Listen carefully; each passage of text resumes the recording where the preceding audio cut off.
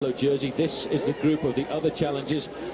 Denis Menchov going to the back. Cyril Dessel there, the Frenchman, riding an unbelievable race here as T-Mobile, the team that looked the strongest at the bottom of the climb, and now on the defensive. They're trying to pull this man back into the fold. Carlos Sastre, the team had said that he'd ridden well. He'd been very nicely kept away from any danger, away from any incidents in the main field. His team yesterday dominated with a victory at the summit of the Alpe d'Huez. Now he's trying to make it a double whammy for them because they're trying to get themselves a new yellow jersey.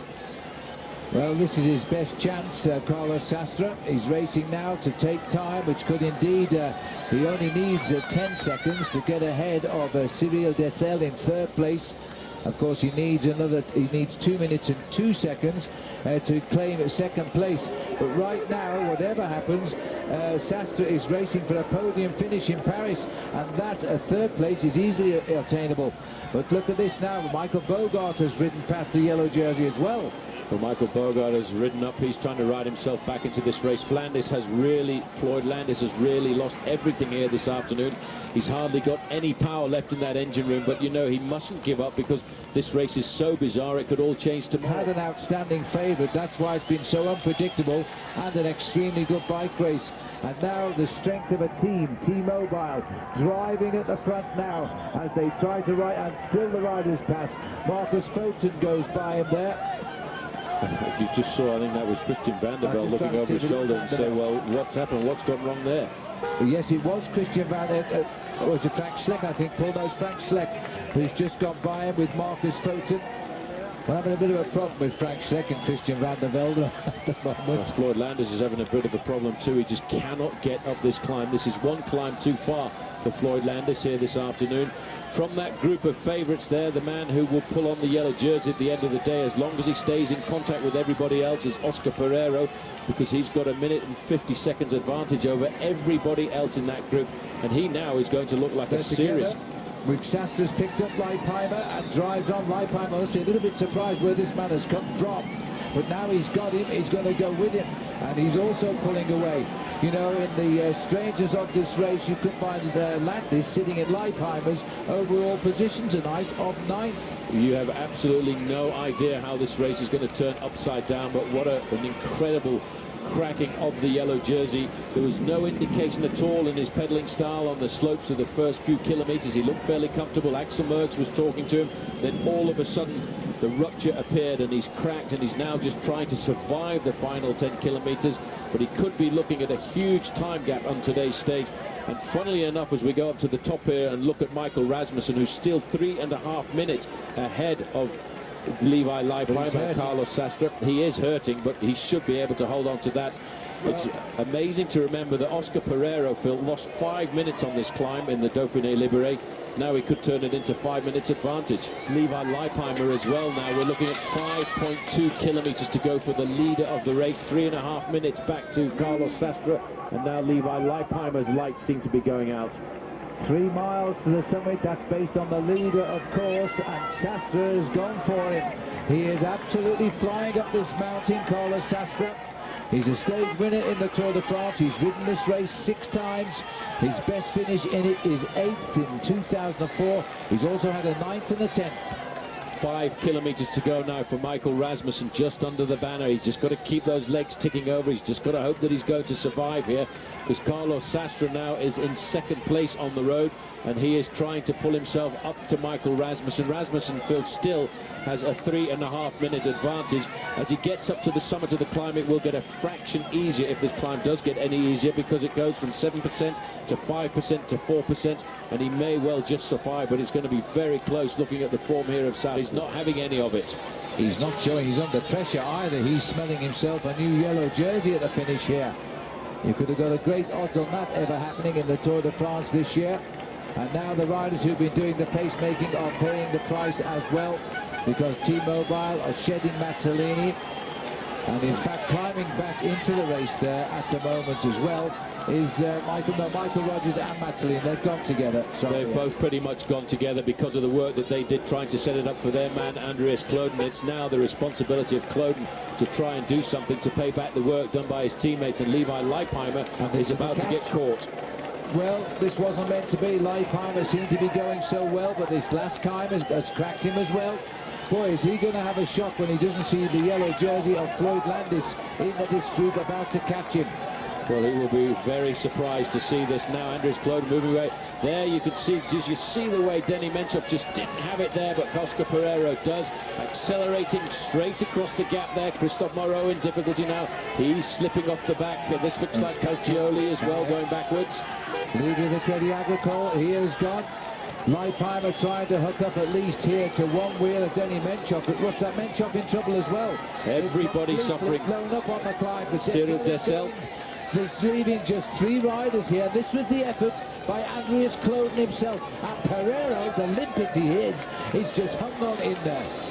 Well, Cadel Evans hanging on at the back there as well, trying to climb himself back into this bicycle race here at the Tour de France. Oscar Pereiro, Phil, does not look in any kind of difficulty at all.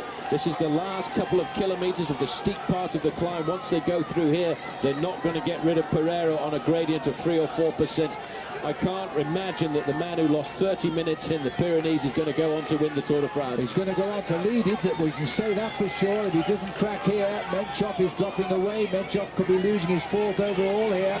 So Sastra's going to take that away from him at least, and Sastra probably will be up into 2nd place in the Tour de France tonight. And the way he's setting the tempo at the front, the new leader will be Oscar Pereiro. That's at the moment. It could of course change in the next 4 kilometers. Anything can happen in the next 4 kilometers. Look at the face there on Andries Kloden. The race situation at the start of the day, Landis was leading Pereira by 10 seconds.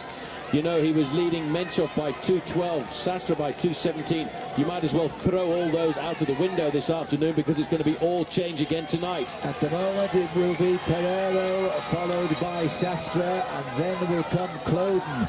That's a different order altogether tonight at 3 kilometers to go now. This man has no idea what is happening behind him. The overall is reshuffling, but Sastra is chasing him down, but I don't think he'll catch it. Olivier, he conquered the Croix de Fer, he conquered the Col de Molar. Now he's going to win the stage at La Toussaint. He's going to sweep everything before him today, Michael Rasmussen. He's going to be the king of the mountains for sure, and he's going to win the stage. And the team will be able to say, well, thank you very much, Michael. We're sorry we didn't let you fly away a little bit earlier, because this was what he wanted to do. He's wanted to do this on every mountain stage, but they felt that their man Denny Menchov had the winnings of the Tour de France this afternoon. Well, that maybe wasn't the case. He's going to have to come out and change his tactics, and thank goodness they managed to let this man go away and give us a formidable show on the roads of the Alps this afternoon. And what an incredible course to lead the whole way on. He attacked this morning after about 5 kilometers as if the finish was around the corner. He blew the race apart. A couple of riders got to him, and they've never been seen since. It was an incredible ride in the quality of the finest riders who've ever been here. And now, as Michael Rasmussen heads for victory, Carlos Sastre continues to race for time. Time that may today, but could tomorrow, give him the lead in the Tour de France. Just 30 seconds is all he has gained over the chasers, and he may well lose that on the run into the finish, because Andries Kloden is whipping up the pace, followed by Pereiro, followed there by Cadel Evans. But inside the final few hundred meters now for this man, here he is. Michael Rasmussen, Phil, has done an unbelievable job this afternoon. This is a legendary ride of the Tour. The Danish man who won last year at Mulhouse this time and went on to be the king of the mountains. This time he is the king of the mountains today. He's conquered them all. He's claimed the lead. This will be the proudest moment of his life as he goes through the S's to the line. Michael Rasmussen is the champion of the Tour de France today in the best possible manner. He's going to be a tired boy tonight, and he's got to do it all again tomorrow. But that hurt towards the end, and I would suggest by the look on his face, it has really hurt towards the end. He wins the stage, and the proudest moment comes for Denmark as well. Rolf Sørensen said this morning, Michael has got tremendous form if they let him use it. He just used it. I tell you what, that was a lot of pain this man went through this afternoon. He's dragged his body over the biggest mountains of this year's Tour de France. They had to catch him at the finish line there, because otherwise I think he was going to fall away from the win. There on second place on the road, Carlos Sastre. I don't think he's going to get the yellow jersey this afternoon. He's only 30 seconds ahead of a group of 3 riders containing the man who will be the yellow jersey at the end of the day, and that is Oscar Pereiro. This will give him second place in the Tour de France, though, because the only man he can't reach is Pereiro, who was only 10 seconds behind Floyd Landis. And so we're looking at two French riders, an Italian here, but that's not the race. They're a long way back. Here comes Carlos Sastre up to the line. The clock will start when he crosses the line, and I think the result, Paul, he'll be second tonight behind Pereiro. Yep, he needs a lot of time to get himself the overall lead. We don't have to worry about that as this man Carlos Sastre comes up to the line. He's not going to take the overall lead because the riders challenging him are right behind. He needs an awful lot of time, more than 2 minutes, to take the lead away from Oscar Pereiro, and Oscar Pereiro is only 30 seconds behind. That won't happen, but he will stay ahead of Cloden, and Menchov and Dessel are in big trouble as well as Landis. So Sastre should be climbing to second, and then he may have enough time left to try and get over Pereiro in the days behind. This race, instead of opening up, is actually closing down with one more day to go in the Alps.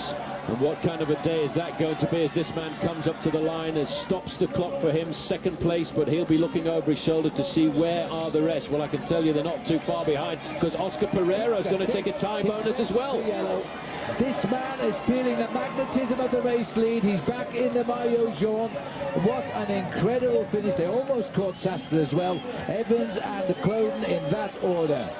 Well, he'll pick up an 8-second time bonus. That's not what is important to him, but what he will do is extend his lead over Denis Menchov and Cadel Evans. These are the next riders on the road. A good ride, really. Good recovery by Christophe Moreau coming in there with Cyril Dessel and Pietro Cauchioli, the Italian rider in the green shorts at the back there. Cyril Dessel, for me, has done a phenomenal ride here in the Tour de France. I didn't expect him to hold on. He will still hold on to third place, I think. He'll just have Pereiro and Sastre ahead of him. So despite the reshuffle, he should be still sitting in third tonight.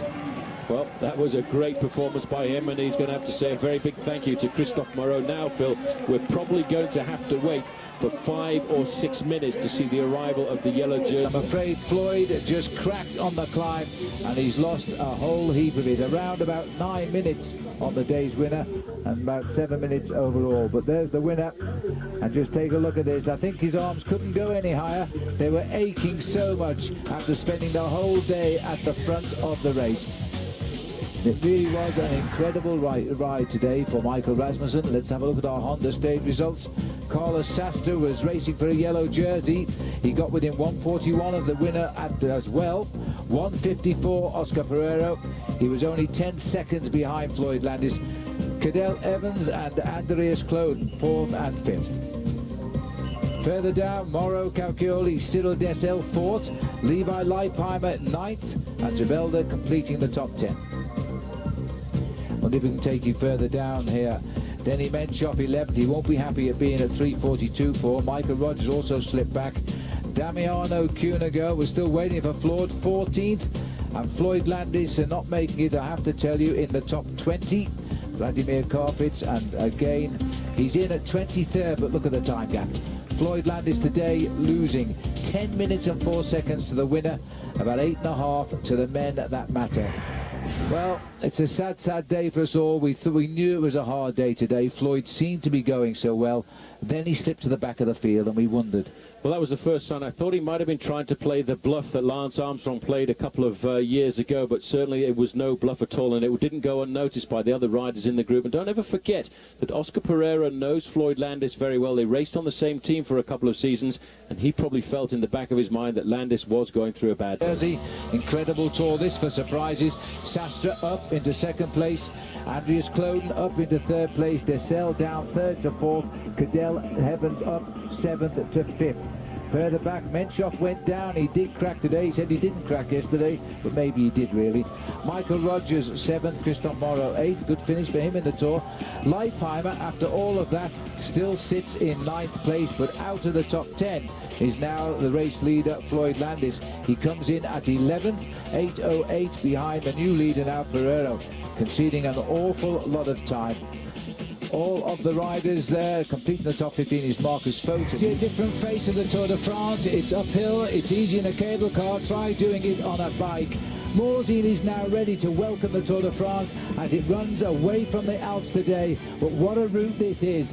That's the finish. We're already down here in the Alps. It's far from easy. In fact, it could be the hardest day. And boy, we've had some hard days, Paul. But today we're going on the Jouplan. Well, the Jouplan comes right at the very end. It is a beast of a climb, but again, it's not easy to get there. Let's have a look at stage 17 then, from Saint-Jean-Maurienne to Morzine. Over the first climb of the day, doesn't look too bad, does it? Just a first category Col de Saisy, 5,400 feet. Then the Col des Arrivis at 4,900. Then the Col de la Colombière into the town of Cluse, a little climb, the Côte de Châtillon. Right at the very end, look at that monster, the Col de Jouplan. Then it's all downhill to the finish. And there's a little more detail here. It's climbing all day and it is very, very hot. And we get to the Col de Jouplan, 8.7% over 7 miles long, and it tops out at 5,500 feet. Jersey, Oscar, well, how did you get your polka dot jersey, Michael? They're the two main triumphs of yesterday. There is a breakaway going at the start today, 10 3/4 minutes. None of them really much more than sprinters in a leading group, which was 14. It's reduced to 11. It's down to even less now. But back in the pack, Phonak, the team of Floyd Landis, hit the front en masse, and they've really stretched the field out. And then it came. Floyd Landis gone to the front, his jaw set, hurting Oscar Pereira, looking him in the face, just like Lance Armstrong once did on Alpe d'Huez to Jan Ulrich. And the pressure went on, the yellow jersey went off. Then he tried to go with other leaders. Michael Rogers on the right, Cadel Evans struggling at the back. No one could work with Landis. Landis is clear, and when we go to the action, he's already well ahead of the field. This is an unbelievably brave move by Floyd Landis to try and do that, to try and go out on the road. But what happened behind was it started to slow down a fraction, and then the yellow jersey managed to regain the main field. But as we go back to live pictures, this group have swelled to around about 35 riders, but currently Floyd Landis, Phil, is riding around about 2.5 minutes in front of them. This is something I don't think I've ever seen in the Tour de France from a man who has been a challenger for the overall, disappearing from the overall standings, then trying to fight his way back. There is a precedent on this very stage back in 2000 when Marco Pantani did exactly the same thing, but he was doing it to spite Lance Armstrong. He wanted to put Armstrong into difficulty, which he did at the end of the day. This is going to be a very strange day this afternoon because this is a very difficult stage. We now have just 7 riders left of the original group up front. This is the first time we've had a close-up look here of the riders. Pavel Padranos, Stuart O'Grady, Patrick Sinkovits, Juan Manuel Garate, Daniel Rigi, Patrice Olgon and Philippe Gilbert. They are the men surviving at the front. They're about to feel a tornado arrive with them, I think, as they battle it out here for the top of the Col de Saisy. Sorry about the little bit of picture break up here, but it's not going to make any difference today, I don't think. They're racing for the prizes at the top. But the big news is that Floyd Landis, the American who completely hit the wall yesterday and lost 10 minutes, has made the decision now to try and ride the whole field off on the Tour de France. Well, these guys are really at the front field fighting out for a few little crumbs in the Tour de France this afternoon, but there's a man behind is doing something quite remarkable. He has already got 3 minutes lead on the yellow jersey group. I can't believe that a tactic like this is going to survive, but in this Tour de France, which has been completely unpredictable, you never know, it could go completely upside down because he's already halved the gap that he had yesterday. Well, it's a long way to go. He could get all of his lead back, but he's still got to reach the finishing line at Morzine, and that is an awful long way away. When he gets up to the top of Col de Saisy, he's got 118 kilometres to hold the field off. He's looking to hold the field off, not by a few seconds anymore, but by many minutes. This is the gamble of his life here for Floyd Landis, and if he is going to go out of this tour, one thing is for sure, we're going to remember him as a winner or a valiant loser. Floyd Landis has now taken this race to the rest of the riders in the Tour de France. They tried to go with him, but because he's attacked so early on, they've sat up and gone back to watch each other. They too now are taking a gamble. They are all in this group. The yellow jersey is in this group as well. Well, I'll tell you what, this is one of the most unbelievable moves, Phil, I think I've seen in many, many years. A very brave move, but let's remember what somebody said to us this morning. Every day of Floyd Landis' tour that is left could be the last day that he actually races a bike, because after this tour, he will be having a hip replacement operation. He might as well throw caution to the wind. He's got absolutely nothing to lose. The other guys behind will start to ride a little bit more tactically. In the last week of the Tour de France, everybody starts to think about my second place, my third place, my fourth place. This man doesn't want 9th or 10th or 11th. He wants everything or nothing. He has nothing at all to lose. Well, at the moment, they've got a breakaway. Algon has gone over the top of the Col de Sacy. The rider here, Floyd Landis, is gradually getting closer to that leading group. They're going to be pretty surprised when they see Floyd Landis reach them on the summit of this climb. This has been an incredible ride already by Floyd Landis, a huge, huge gamble. You can see he's now riding at 2:57 behind the leaders, Algon, Gilbert, Lemaivel, of the riders who've gone over the top. Lemaivel, in fact, was not one of the 7 names we were told was in that front group, but he's gone over there in 3rd place. 3 riders have abandoned the tour. Mercado, who won down in Pau, Perdiguero, who crashed yesterday and is a teammate of Floyd Landis, and the Gomez Marchant. They have all given up today, so they're down to 143 riders. Well, the cheer's being reserved here for an American now, who is going to leave his mark on this Tour de France one way or another. This is Floyd Landis going over the top of the Col de Sacy.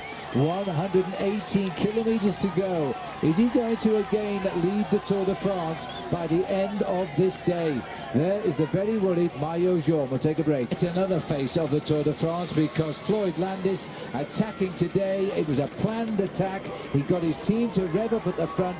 He's got away. He's got quite a few minutes on the peloton, and he's chasing a breakaway group. Here's the peloton now as they go over the top of the Col de Sacy. We're waiting for the time, but it must be at least 3 minutes since Landis went over. He's in pursuit of 7 riders up front. These are the leaders. Stuart O'Grady, one of the early attackers today. 154 in this group is Philippe Gilbert, Pavel Padrinos. These are the front runners. Landis is coming. Landis, if you are just joining our coverage today, Floyd Landis, who lost 10 minutes yesterday, is now on the attack. He has left the peloton 4 minutes behind himself. He is just 2:28 behind, catching 7 leaders who got away early on. And now we have a big situation here where he's looking to recover an 8-minute loss overall. Now, he's got no fear of going down hills. He's a very good descender. Absolutely. I've descended with Floyd a few times out in San Diego, and we were training together, and this guy goes downhill like a bomb. And right now, he's got nothing to fear, so he's not holding those brakes. He's going for it. Well, it's good time, I think, to remind everybody that we are looking at a man who, in fact, was an American national champion at the mountain bike. We saw yesterday a former world mountain bike champion could not go downhill to save his life, Michael Rasmussen. But you look at Floyd, he seems to be very fluid on the machine, seems to be comfortable with his machine. Absolutely, and the other thing that Floyd is good at, he can rest in that position. This isn't a really super tricky descent, so he can gain back some of that muscle or some of that fatigue that he lost going up that hill. If he can keep recovering on each descent, this could be a great day. All right, well, Robbie, we're going to try and ask you to come and join us a little later on in the programme today and see just how Robbie will support Floyd Landis today on his bid to regain the race lead. The leaders at the front, they've regrouped to the original 11 breakaways now. These are the 11 men. They split on the climb, 7 and 4, but they've come back to 11 again. I'll quickly give you all of the names here. Pavel Padrinos, Stuart O'Grady, Patrick Sinkovich, Daniel Rigi, Juan Manuel Garate, Bram Tankink, Patrice Algon, he won the climb, Christophe Lemaivel, Stéphane Augier, Philippe Gilbert, and Luca Paolini. They got away early on, and then the Phonak boys launched their man into pursuit. And it's not going to be long before he gets up here, Floyd Landis. We are approaching now the base of the Col des Alevis. Then we've got the Col de la Colombière, the Côte de Châtillon, which is the 3rd category. Then the all category, outside category, Col de Jutland. It's a heck of a day to go mountaineering by yourself. It certainly is. He may well get a chance to reintegrate this group, though, because the riders are just coming into the town of Flumet, and that is the feeding zone, and they will, I think, slow down a fraction, because it's very important on a long day like this in the mountains to take on board those feed bags. So it may well just take a little bit out of their impetus, allowing Floyd Landis to once again eat into the advantage that he has done. You know, he's already come from 6 minutes down on these riders to 2 minutes down on these riders. He's really forcing his way across this gap in an unbelievable way. Well, he's obviously going to, if he doesn't get there before, he'll climb up to him on the Col des Aravis, I'm sure of that. How many helpers will he find here, or will they all just follow him? Because I'm not sure. We'll find out as we race now. We're going down the still, basically we're down the Col des Saisies as we head now into Notre Dame de Bellecombe, and then we'll start the climb up towards the top. This is Plumet, where they're grabbing their food sacks here. Floyd Landis is a great descender. He will gain on those leaders going down the hills as well as going up the hills. Waiting for a latest time check. But he is starting to look very, very good. Completely different man. The art of being a brilliant stage race rider is the art of recovery and recuperation. He was completely broken yesterday, mentally and physically. Doesn't look like the same man today. Well, he's not far away from the feeding station, Phil. He is not very far behind these men at all. And I think the important thing to remember is last night he could have packed his bags and walked away from the Tour de France and everybody would have forgiven him. But in fact, he came down to actually speak to the press. This is some pretty wild descent that he's going down here. And let's not forget, former national mountain bike champion, just throwing his bike around these corners. These guys now are starting to hear the information and the news that Floyd Landis is starting to nail them back. Well, back with the leaders here. Looks like Christophe Lemaitre was also being unhitched off the back of this group. Now a little bit of panic. We've just got onto the slopes to the Col des Aravis. Not everybody is climbing. Pavel Padrinos is moving clear at the front there as they split this field up. And it looks like Juan Manuel Garati also setting the pace as we get up towards the leaders. That's him, 104 here. Padrinos, much better known as a flatman rider than a hill rider, but he's been in this break all day today and he wasn't split up on the climb to the Col des Saisies. Doesn't look like he's going to be either on this one. Race continuing to break up now as we race ahead. In fact, Patrice Algon, somewhat off our camera, has gone clear on his own here. There he is as he rides on towards the top of the climb. He was the first rider over the Col des Saisies. He's gone right at the bottom today and decided to go hunting for King of the Mountain points again. I just suspect that he probably knows that Floyd Landis is coming. Now, there's no reason why Algon shouldn't help Floyd Landis if he does come up here. One of the few riders in this break A who might try to go with him, believing that they might get to the finish together. Stage winner in the Tour de France, Algon. He is a climbing specialist. And here comes Landis on the same climb. Now he's going to start seeing riders very shortly up on that bend. Jean Lelong, his team manager yesterday, so sad, as disappointed as Floyd was. All of a sudden the Tour de France had gone drastically wrong for them. From what appeared a confident leader to 10 minutes behind. And then again, here comes this man who's had a great sleep and has come out and has started to ride like a champion we knew he was. This is a tremendous counter-attack. Well, let me remind you too of our Saab. What we've been unable to predict since the start. He actually started his breakaway here when this leading group had about 8 minutes lead over the main field. His team took a little bit off him and then he's finished off about 6 minutes on his own. Let's see if anybody looks at him here as he just goes straight by. Luca Paolini took a good look at him. That's number 71, that's Floyd Landis. Look at the acceleration now. Stuart O'Grady takes his back wheel. He's just gone. Look at the visible lifting of the speed here. They can't believe that the tornadoes just swept through. Well, they will be absolutely shocked to see the man who was the overall leader coming up towards them. And they just look at him to say, what are you doing here, Floyd? You were so bad yesterday. You lost 10 minutes yesterday. And you're now with us. Another double take by Patrick Sinkovits. It was Sinkovits who partially destroyed Landis yesterday with his superb pacemaking at the front of the group. And now he just took a double take when he saw that Landis is here. Landis, everybody knows his plan. If he's got the strength, has he got the strength? We don't know that. This is the only man ahead of Landis on the road now. But what am I doing here? Because I'm not sure I can stick with the pace of Floyd Landis. And Landis has gone immediately straight to the front end of the main field. I'm trying to see if anybody is working with him.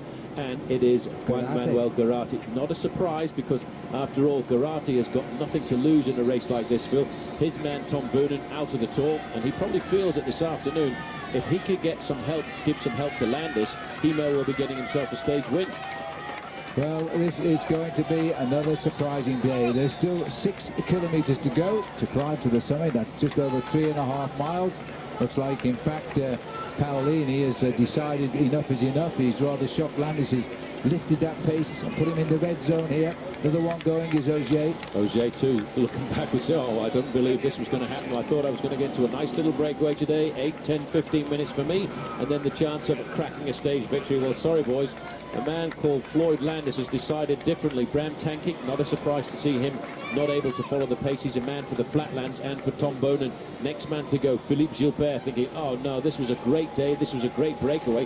What's Floyd Landis doing? Well, I'll tell you what he's trying to do, Philippe. He's trying to turn the Tour de France upside down once again. Well, he's setting the pace now. Now, Padrinos, who was climbing well until Landis arrived, will be the next one to join the boys in the back wagon. Now, Landis has slowed down here as if to assess what's going on.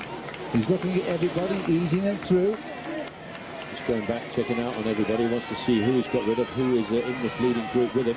He can see that currently, if we do a quick stop of the race, Floyd Landis will be 4 minutes and 5 ahead of the yellow jersey on the stage at the moment, and that is going to really start in to... fact puts him 4 minutes behind the race lead overall, so he would in fact be now sitting in 7th place overall in the race. He's climbing back. This is the leader, Patrice Algon, and just getting on with his job right now. Like everybody else, they didn't seem to know that Landis was coming up. Maybe nobody told them, and he's completely split that breakaway. I can't really work out why he slowed down like that. It'll become apparent, I'm sure. There is the long line. The peloton regrouped on the descent to the Col de Saisy. I'm sure it'll split up later. This is Cloten, who must be more than a little concerned with this move. More than a little concerned, I think everybody is. All of the riders in the top 5, I would think, have to be very concerned about this. Pereira, first of all, because he is really under difficulty over the first climb of the day, and he's probably wondering now what he's going to do when we come to the Jouplan. He'll get the top of the climb and his second big climb in the bag today. Well, for him, he comes to the summit of the climb, and what's going to be important for him now is whether or not Floyd Landis can put in a daredevil descent. He currently is 1 minute and 20 seconds ahead of Floyd Landis, but it is a long descent down into La Clusa. It continues down through La Clusa to the Grand Bornand for their next hotspot sprint of the day, and it may well be that Landis can bridge the gap. If I was a team manager now and I could see the way this tour was going, I would actually ask Algon to lift up the pressure a fraction and try and wait for Floyd Landis to return, because that would give his man a chance of actually having a more serious crack at winning the stage. Padnos has gone rather. O'Grady, Landis, Sinkovic and Origi are the leaders here. Well, O'Grady must be wondering what he's doing in a breakaway like this. He thought initially going into the breakaway, because it was a breakaway of 11 riders who were basically so far down in the overall classification, we could have easily said, well, that's it, that's the break of the day, and I think we both did just before we went to air when it was 8 minutes. But in fact, that is definitely not the case. Look at that. There's the time gap, the exact time gap. 1:14, 1:14. They should be able to pull that back on the way down the Col de Alevis. Junior national mountain bike champion in the United States. He was 1:14 over the top. They're saying now it's 1:12 and 5 minutes 23 seconds going back to the front end of the main field. Very fast climb. Floyd Landis will not get any help at all now from this group, because I think these guys, Phil, are certainly very happy just to be passengers. Well, a big crowd actually out on the Col des Alevis today as they start to snake their way down, the twists and turns, pressure on. This is a very good descent, quite a clean one. Not the same can be said when we get over to the Jouplan. Cadel Evans thinks that this course is rather silly and very dangerous at this stage of the Tour de France. He was actually referring to the drop of the Col de Jouplan straight into Morzine and the finish there. The yellow jersey, Phil, although he's keeping it pretty much pegged at the moment, is now starting to look a little bit precarious. He's now coming into the same situation that Floyd Landis was in yesterday. He's now down to one final teammate.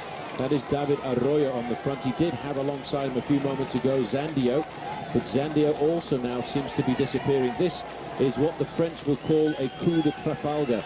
A Trafalgar move this afternoon by Floyd Landis, because he's putting everybody into difficulty. Not only the overall leader, but it's also going to affect the outcome of the whole tour. Now switching to the back of the group, which has just sprinted again on the first kilometre of the big climb, the Col de la Colombière. And these two riders are just hanging on to a flying Floyd Landis. just around the corner ahead is Patrice Algon. There he is as he closes in now, and that's a man who can help Floyd Landis today. He's got no teammates who can win the Tour de France. Why should he not help Landis? Because I bet you, if he helps Landis to stay clear of the peloton today, Landis will give him the stage win as a token of thanks. There he is, riding alone. He's topped every climb today. The Col de Saisy, Col des Aravis. He just won the sprint in the Grand Bournon. We're on the Col de la Colombière. Well, this is it, Paul, as we now see virtually here the junction. 3 riders. Daniel Origi there, who really should have been eliminated yesterday in that big bunch, but he was allowed back in. He's sitting there wondering how did he get messed up in this. And Sinkovic, he's riding well, largely responsible yesterday for the destruction of Floyd Landis. He's now riding behind him again. Well, I wonder what Robbie Ventura, Floyd Landis' coach, is thinking at this point, Paul, because you know what? We're round about 5.5 minutes now ahead of the yellow jersey group, and I'm sure Robbie Ventura will come back to talk to us a little bit later on. That's if he can talk, because he's probably sitting right on the edge of his seat with a performance like this. Now I think we may well see a situation where Landis and Algon can start to work together. But these guys must be beginning to feel just a little bit worried. This is a weird event. They have got to start thinking, boys, we have to pull together if we're going to stay in touch with this Tour de France today, instead of just letting, by tradition, the team of the yellow jersey do all of the pacemaking. Because as they start the climb now, they're going to have to throw a little bit of grease behind the mill too. They're going to have to send their teammates up as they start up this. A word there, Landis, to Jean Lalonde, as there's only 3 of them left here now. It's Landis, and he's taking his bike here. That was a word to say, I need another bike. There is the change. No rush at all. Quick drink on the bike and away. This man's full of confidence again. This is the Landis of a week ago, this. And he's back in the race straight away. So Landis races back up now to those 2 riders. He's completely blown away everybody else on the lower slopes of the Col de la Colombière. As we're looking at the main field here all together, and still under the escort of the yellow jersey with 2 teammates left on the front. The other riders have got to help soon, otherwise they're all out of the victory situation. It's 45. These are the leaders. Patrice Algon was unhooked. He's now just about crawling his way back on here as they start to now continue up all day. Well, they might be making a huge mistake. Well, the gap at the moment between the 2 leaders and Patrice Algon is just coming through at 27 seconds. But the main field, Phil, with every kilometre are losing time on the Floyd Landis, Patrick Sinkovic group. Latest time check, 6 minutes and 22 seconds. Well, 6:24 even now as it continues to drop back, that group Maillot Jaune. Algon is ruining the day a little bit there. He can't quite lift his pace that high. We're on the Col de Colombière. It's a first category climb. Overall length is 12 kilometres, which is round about 7 miles. When we go over the top, we've got just 67 kilometres to race, but of course we do have the toughest climb of them all, the Jouplin, where there is a massive crowd out there today to wave goodbye to the Tour de France in the Alps. Time of the day, and this is going to be the summit of the Col de la Colombière. Over the summit of this climb, once he reaches it, he's looking at 66 kilometres to go to the finish, but 40 kilometres to go before he reaches the foot of the Jouplin. Critical moment, I think, because the riders will try to organise a chase once they're over the top of this. I'm sure that they should have tried to get a chase going on the upslopes, which indicates to me at the moment they haven't got the firepower back there in the peloton, and they're wondering whether in fact Landis can survive or will he destroy himself on the Col de la Jouplin. 66 kilometres to go. Quick drink now for Floyd Landis as we plunge down. We started the clock now, and remember the clock is based on Landis hitting that finishing line on the climb, and it will be based on the yellow jersey. I'll keep you informed. Well, that was a very dangerous descent. They were just starting there as we go back to Patrice Algon. He's recovered a fraction. A moment ago he was over a minute in arrears, and if he can make a daredevil descent and come back to the leader, he could be a serious ally. But I wonder if he's got anything in the gas tank to recover over the summit of the Col de la Colombière. Here he is out of the saddle, and it's still going to be around about the 1 minute mark, and I don't think his descending ability matches Floyd Landis's at all, so I don't think he's going to be a factor in the breakaway anymore. Well, we'll make that exactly 1 minute for Patrice Algon, and he should bridge a minute on the way down. It's quite a long descent as we shoot into Cluse. This is a rather tired peloton here. George Hincapie on the far side. He's not really interested. The two riders in AG2 are Cyril Dessel on the right. He should be interested.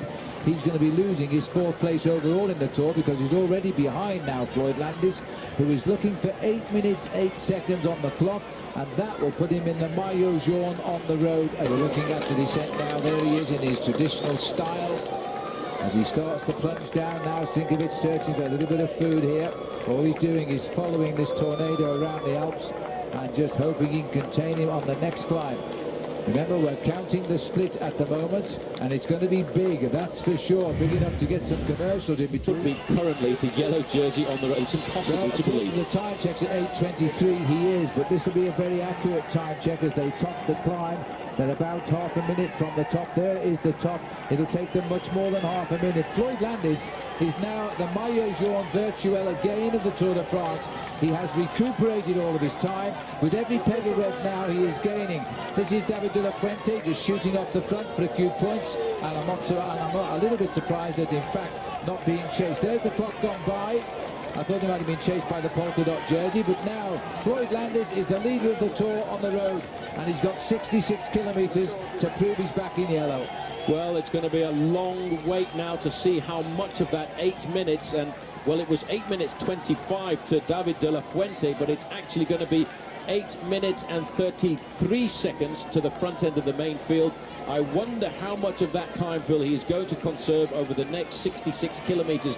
I don't believe he's going to lose anything over the next 18 kilometres because most of those kilometres are downhill. I agree entirely. Well, as we see the two leaders here, how much will he bill now? Because the peloton looks a bit beaten to me. Well, at the start of the day, Oscar Pereira was the overall leader. 74 hours in the saddle. He looked comfortable with 1 minute and 50 seconds ahead of Carlos Sastre, 2.5 minutes ahead of Andries Kloden, almost 3 minutes ahead of Padel Evans. Landis was 8 minutes and 8 seconds behind. Basically everybody, myself included, had put Landis out of any chance of climbing himself back into the Tour de France, possibly getting himself a podium with a great ride this afternoon of gaining back 3 or 4 minutes, but not 8 or 9 or 10. Well, looking at the descent here, this is the straight where you can't top 60 miles an hour down the Col de la Colombière. The peloton are doing nothing like that. They are freewheeling down here. Landis has won the 15 points at the top. Doesn't mean much to him in the King of the Mountains. He's not looking for that bigger fish to fry today. As they now continue the descent, the peloton, they're living on hope. Hope that Landis can't make it after what happened yesterday. Because in fairness, he is now the race leader again of the Tour de France. Impossible, everybody would have said at the start. This man believed in himself, and it's all coming true. Well, if you were to stop the Tour de France right now on the descent of the Col de la Colombière, the yellow jersey would be Floyd Landis. He went over the summit there with about 8 minutes 34 seconds ahead of the rest of the main field. He shouldn't lose very much down here. The way the race runs out now, he descends off the summit of the Col de la Colombière for a long time, about 18 kilometres into the town of Cluses. Across Cluses for a little bit of flat, not very much, Phil, maybe 3 or 4 kilometres. Then he starts a small climb, the Côte de Châtillon-sur-Cluses, drops down off that climb, and then the valley road of maybe 15 kilometres to the small town of Samoën, and then he starts the vicious final ascent of the climb of the day Juplin. Well, he's racing towards that now. He's racing towards Cluses to start with, and then he'll swing out of the town on the Côte de Châtillon. I'll get it right in a minute. There's the town of Cluses down below. There is the Colombière looking over the town. And a very, very easy descent here now at the moment. This is even time to be gained on the way down for Floyd Landis. The peloton, they just better wake up in a minute. They certainly need to wake up, and I wonder which team. 8:45 now. The gap is growing to nearly 9 minutes. I can't believe they're allowing a man to run away with the Tour de France. Indicates purely to me they can't do anything about it. So these are the two leaders here on the way down to end the mountain stages. Tomorrow we have undulations and a slightly flatter finish over in Max again now. Pereira has pulled his team off the front. There was only one left anyway, and they've sent Jens Voice for CSC now to see what they can do about this breakaway. They must be worried to death right now. This is Voigt stepping on the pace. Remember his rather bizarre crash in the tunnel a couple of days ago. had to have a lot of stitches and a nasty gash in the hip, and also took out the jersey and cut his shoulder as well. This man is causing total panic back there now. We're descending down into Clues, and a very short left-hander, but he's round it. 4 hours in the saddle. Riders from Team Discovery trying to keep themselves in contention there. As we look at the line, we're just waiting. 8:03 is the time gap. They've taken a minute off his advantage, Phil, on the flat part of the course. He's not in the yellow jersey at the moment, but it all depends on exactly what happens when we go over the Col de Jouplan. But I think if he conserves 6 minutes, he's still looking at pulling himself back into this race. No, he lost a minute on the flat, but he's taken back half a minute on the climb, so he's climbing better than the peloton just now. 8:34 over the top of the Colombier, 8:03 over the top of the Châtillon. I wonder, can he still prize it open again on the Jouplan? All depends on how well he really feels now. He has converted his 11th place standing of 8:08 behind into an advantage. It's only just an advantage. In fact, he's just off the lead right now, but he just get a win bonus. Couldn't be truer words today, because are we going to say hello to a new leader here? Because Floyd Landis is making his own Tour de France a great success today. He leaves the riders behind soon after the start in Saint-Jean-de-Maurienne. He's now on the mountain which looks down on the town of Morzine, and Patrick Sinkovich is having none of this. He can't match Floyd Landis on the climb of the Jouplan, and it has only just begun. Floyd Landis, it's a yellow jersey today or never. There is the peloton. Sinkovich has cracked immediately. The climb has started. It's up to Landis now, and the rest have got to see what they can do about it. Well, I think this main field is also going to crack, Phil, once they get to the slopes of this climb, because just looking here at the man who won yesterday, he's probably going to pay a fraction for the effort of riding at the front of the race from the 4th kilometre to the finish up to the summit of La Toussuire. But look at the face on all these riders. This is a scramble. This is real alarm bells ringing in the main field. Jens Voigt knows when he turns left, he's going to go backwards as if somebody's whacked him on the head with a hammer.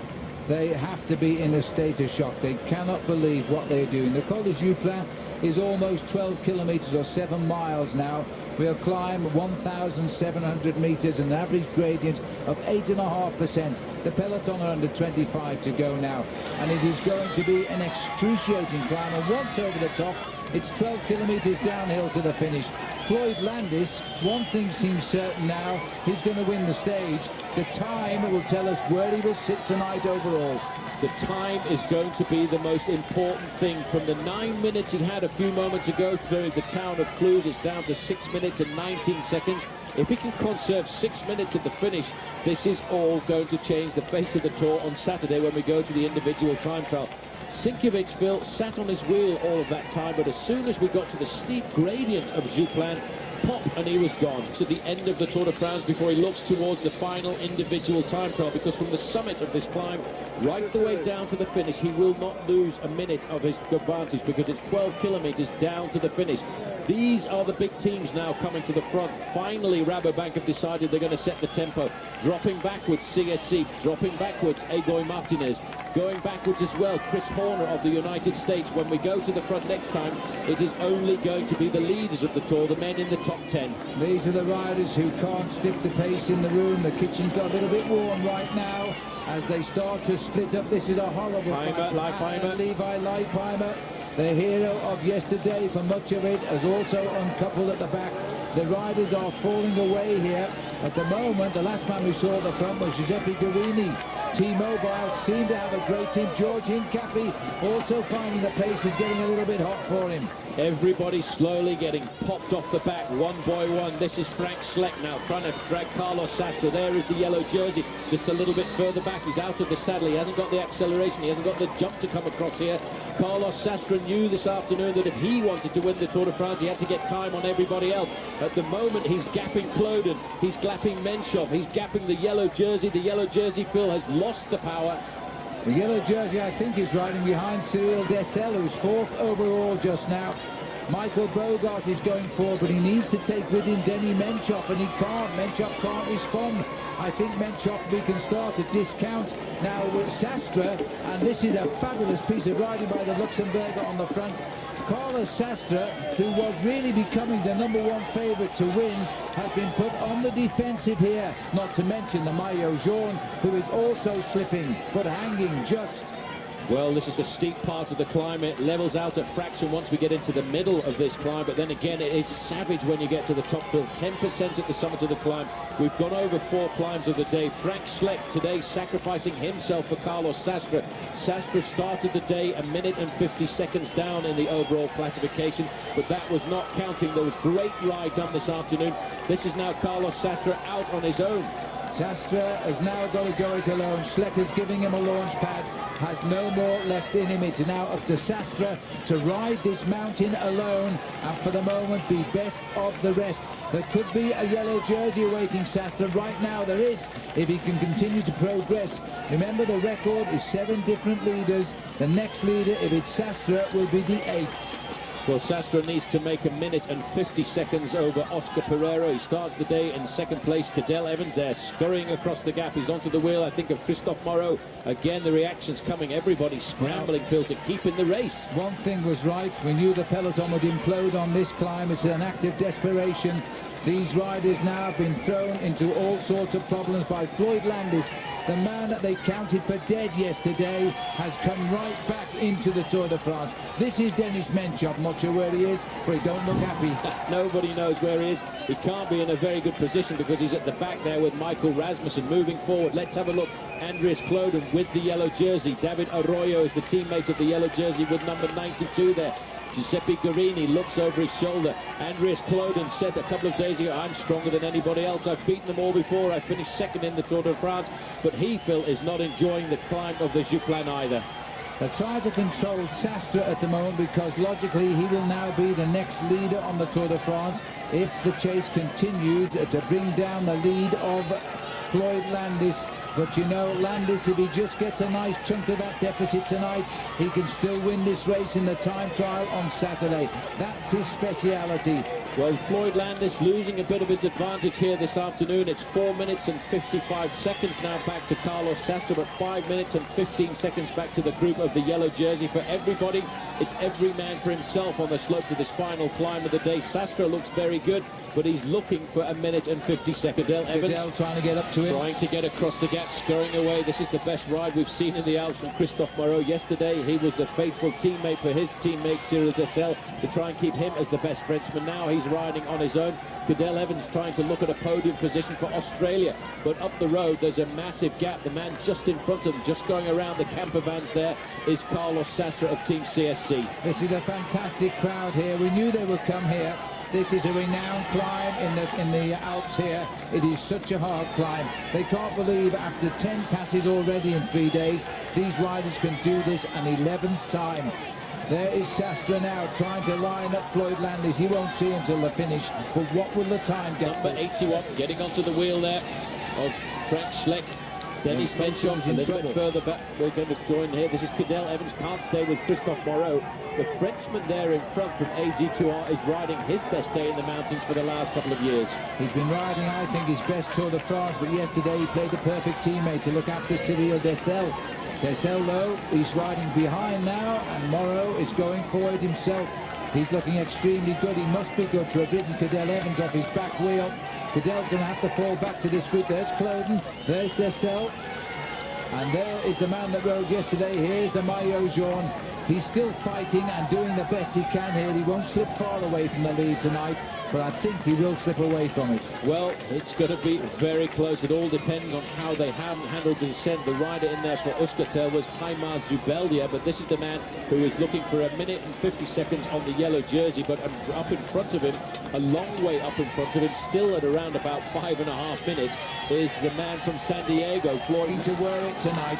The Jouplan is having a great say in the Tour de France. Well, let's try and figure out just exactly where everybody is on the slopes of the Jouplan. The way the race looks at the moment, Floyd Landis is leading Patrick Sinkiewicz by 4 minutes. Carlos Sastre is at 5.5 minutes. Christophe Moreau is at 5 minutes and 50 seconds, and the yellow jersey group is still hovering at around about 6 minutes and 30 seconds. They are all over the slopes of this mountain. 12 kilometers of climb and then 12 kilometers of descent down to the Look and stay with that group. Andreas Kloden here is being accompanied and not looking great in third place with the help of his two teammates, Giuseppe Guerini on the front. As we look at the time gaps, 5:47 back to Sastre, 6:09 to Christophe Moreau, and 6:21 to the group Menchov. We go even further back to the Maillot Jaune. This is Sastre, and at last he sees Sinkovic, the man who rode all the way today on the wheel of Floyd Landis. So Sastre is now climbing in second place. So Sastre now into second place on the road, going past Patrick Sinkovic. Sinkovic, actually, Phil, Sinkovic has been given the word, sit up and wait. We need to wait for our man Andreas Kloden, but now it looks as if the yellow jersey decided to take the responsibility himself. As he must. As he must, and if of course he can, because the yellow jersey seems to be in more than a spot of bother right now, and I'm not sure that indeed Andreas Kloden has got anything. As you know, this race has completely split up on the climb. Floyd Landis leads, Carlos Sastre chases, Patrick Sinkovic is going backwards, Christophe Moreau is behind Sastre. Then comes a group containing Cadel Evans and Frank Schleck. At the start of the day, Landis was 8 minutes and 8 seconds behind. He is now around about 6.5. So he's moved right up to the leaders now. Enjoy this battle of the Jouplan, because we are staying with it now all the way to the finish here on OLN. What a day this is going to be. What a day it has been. And is he going to have a happy ending now for Floyd Landis? Important pass to Christophe Moreau here. He's riding himself up possibly into the Best Young Riders competition this afternoon. He was in second place in that competition at the start of the day. 2 minutes and 42 seconds down on the German rider Marcus Foto. But we're looking here, Phil, at a man who in the past has been the youngest winner of the Giro d'Italia. At 24 years of age, Damiano Cunego is a man for the future. The days of Fausto Coppi anyway, as we now look at the top of the climb here. Well, to approach the climb top rather. The Maillot Jaune, Oscar Pereiro, refuses to lie down on the climb of the Jouplan. He may be just, and he hasn't yet lost the race lead, and he still fights on. Carlos Sastre is close, a handful of seconds. How many times have we seen the battle at the finishing line to keep yellow? So far, they haven't kept yellow by 10 seconds, by 8 seconds. It could be the same today for Pereiro. Top HC or category, outside category. Landis has done everything possible today. He's led over the Col de Colombier, the Col de Châtillon, the Col de Jouplan. Now it's 7 miles downhill to the finish. You know, the horrible thing about the Col de Jouplan is you go over that point there that shows you to come to the summit of the King of the Mountains classification. You think you're going to start the descent immediately. Well, actually you don't. It's level for a kilometre or so, and then it kicks up just a little bit further before you then plunge down the next 11 kilometres to the finish line. This is the third and fourth rider on the road, Christophe Moreau and Damiano Cunego. But what's more important, I think, to us is just to keep a very close eye on the clock at the top of the Col de la Jouplan. Looking backwards here is the Rabobank champion, national champion Michael Bogart, trying to coax that rider on the left who is absolutely dying out there. That is Denny Menchov, and look who rides past them all. The Maillot Jaune picking all his rivals off who have tried daily to rob him. He just rides through them, is watching them crucify themselves and get nowhere. And watch out, you know, for Oscar Pereira, because although he's defending himself on the slopes of the climb here, he's a very good descender. We've seen him go downhill very fast in the past. He takes so many risks. On one occasion, he went off the edge of the descent of the Col de la Guillebier because he was trying to have his lunch going downhill at 50 miles an hour. Today, it's a little bit different. There's something else in store for him at the end of today's stage, because if he can pull back a few seconds on the descent of the Col de Jouplan, he could keep himself in the yellow jersey. Because our cameras are jumping all over the Jouplan at the moment. And now the yellow jersey is teaching the men who have tried to break him on the climb how to ride towards the end of the Jouplan. And Michael Rogers and indeed Andreas Kloden aren't really able to do much about it. The gap at the moment still being shown at around 5:59. Don't forget that down the way on the other side, taking his risks now, is the man who's flying the flag for the USA, Floyd Landis. On the twists already, as Arkham is still looking at Carlos Sastre as well on the climb. 5:14 to Sastre, 5:58 to Moreau, 7:04. The Maillot Jaune at the moment is still very close to staying in yellow. Well, it's a big battle. He starts to get his jersey together here. He's going to face himself up to the descent of the Col de Jouplan, and it's going to be a very precarious descent for him. He's looking at around about 6 minutes his advantage over Floyd Landis on today's stage, but what he's got to think about is what's going on behind him. What sort of damage has he done on a day like this? Well, as we head up towards the summit of the Col de Jouplan, remember Landis on the way down to his first ever stage victory in the Tour de France. He made the yellow jersey a first this year as well. Bang, 5:07 is the gap for Carlos Sastre now, but it might be advantage Landis on the descent. Now the next big time check we want is the Maillot Jaune. Well, this is the next man on the road. Third place for the Frenchman, Christophe Moreau, and just behind him will be Damiano Cunego, but it's a long way back to the yellow jersey. The last time check I guesstimated, Phil, was around about the 7-minute mark, but that's, if it is still 7 minutes, that's going to be yellow jersey to Sastre. Here is Christophe Moreau making his way through the cloud here. This has been an unbelievable turn up for the books. Everybody knew the Jouplan was going to be difficult, but Floyd Landis, with his breakaway this afternoon, made it terrible for everybody. Well, the cheers will be for this Frenchman because he's done the ride of his life. Christophe Moreau coming up today. It is not Cyril Dessel, his teammate, because Cyril may be losing fourth place now. He goes over the top at 5 minutes and 58 seconds. Behind, the big time gap we're looking for now is that of the Maillot Jaune, Oscar Pereiro. Here he is as Michael Bogart stamps away up through the crowd. This is a bigger crowd than I've ever seen on the Col de Jouplan, almost as if they sense that this was the deciding climb of the Tour. And you know what? It isn't going to be the case. This race will go on for the next 3 days. Well, we're looking here at the yellow jersey, Phil. My quick calculation of the time of Carlos Sastre, if it says 6 minutes and 57 seconds, then the yellow jersey has lost his overall lead, but that doesn't mean he'll lose it on the day, because he could very easily bring something back on the descent. Michael Bogart is the man setting the tempo at the front, just ahead of Frank Schleck, just ahead of the yellow jersey. I'm looking at the clock to see what the time is going to be when they stop it on the line. And they stop it there on about 6:52, so the yellow jersey is still in the yellow jersey for only a handful of seconds. Jersey take the numbers in the overall classification, throw them up in the air and see what they come down. Landis way ahead of everybody else in this race here this afternoon. He's charging down the descent, probably at speeds approaching 60, 70 kilometers an hour, but Phil, it is a treacherous descent away from the summit here of the Col de Jouplan. It's one where if you take risks, you can actually build on your advantage, and we know that Floyd Landis is a very good man at going downhill. Well, we're here with Cyril Dessel. Under the 5 kilometre to go banner and is flying down the mountain. These riders are still on the false flat here. At the start of the day, but Floyd Landis, Phil, he can almost see the town of Morzine in the bottom. He's gone through the most dangerous part. There's 1 or 2 tricky little bends down towards the bottom, but you can be absolutely certain Floyd Landis knows this descent. There is the finish line. Well, you can't actually see the structures, but the town of Morzine is in the bottom here as this man goes downhill as a very accomplished descender, much better as than we can see of Carlos Sastre, who's a lighter rider. Well, if Floyd Landis gets down there, and he will now, to win his first ever stage of the Tour de France, he has absolutely made amends for that collapse yesterday, 18 kilometres from the finish. Whatever happens in his overall position and whatever happens, he's going up the rankings tonight. He has won his first ever stage of the Tour de France.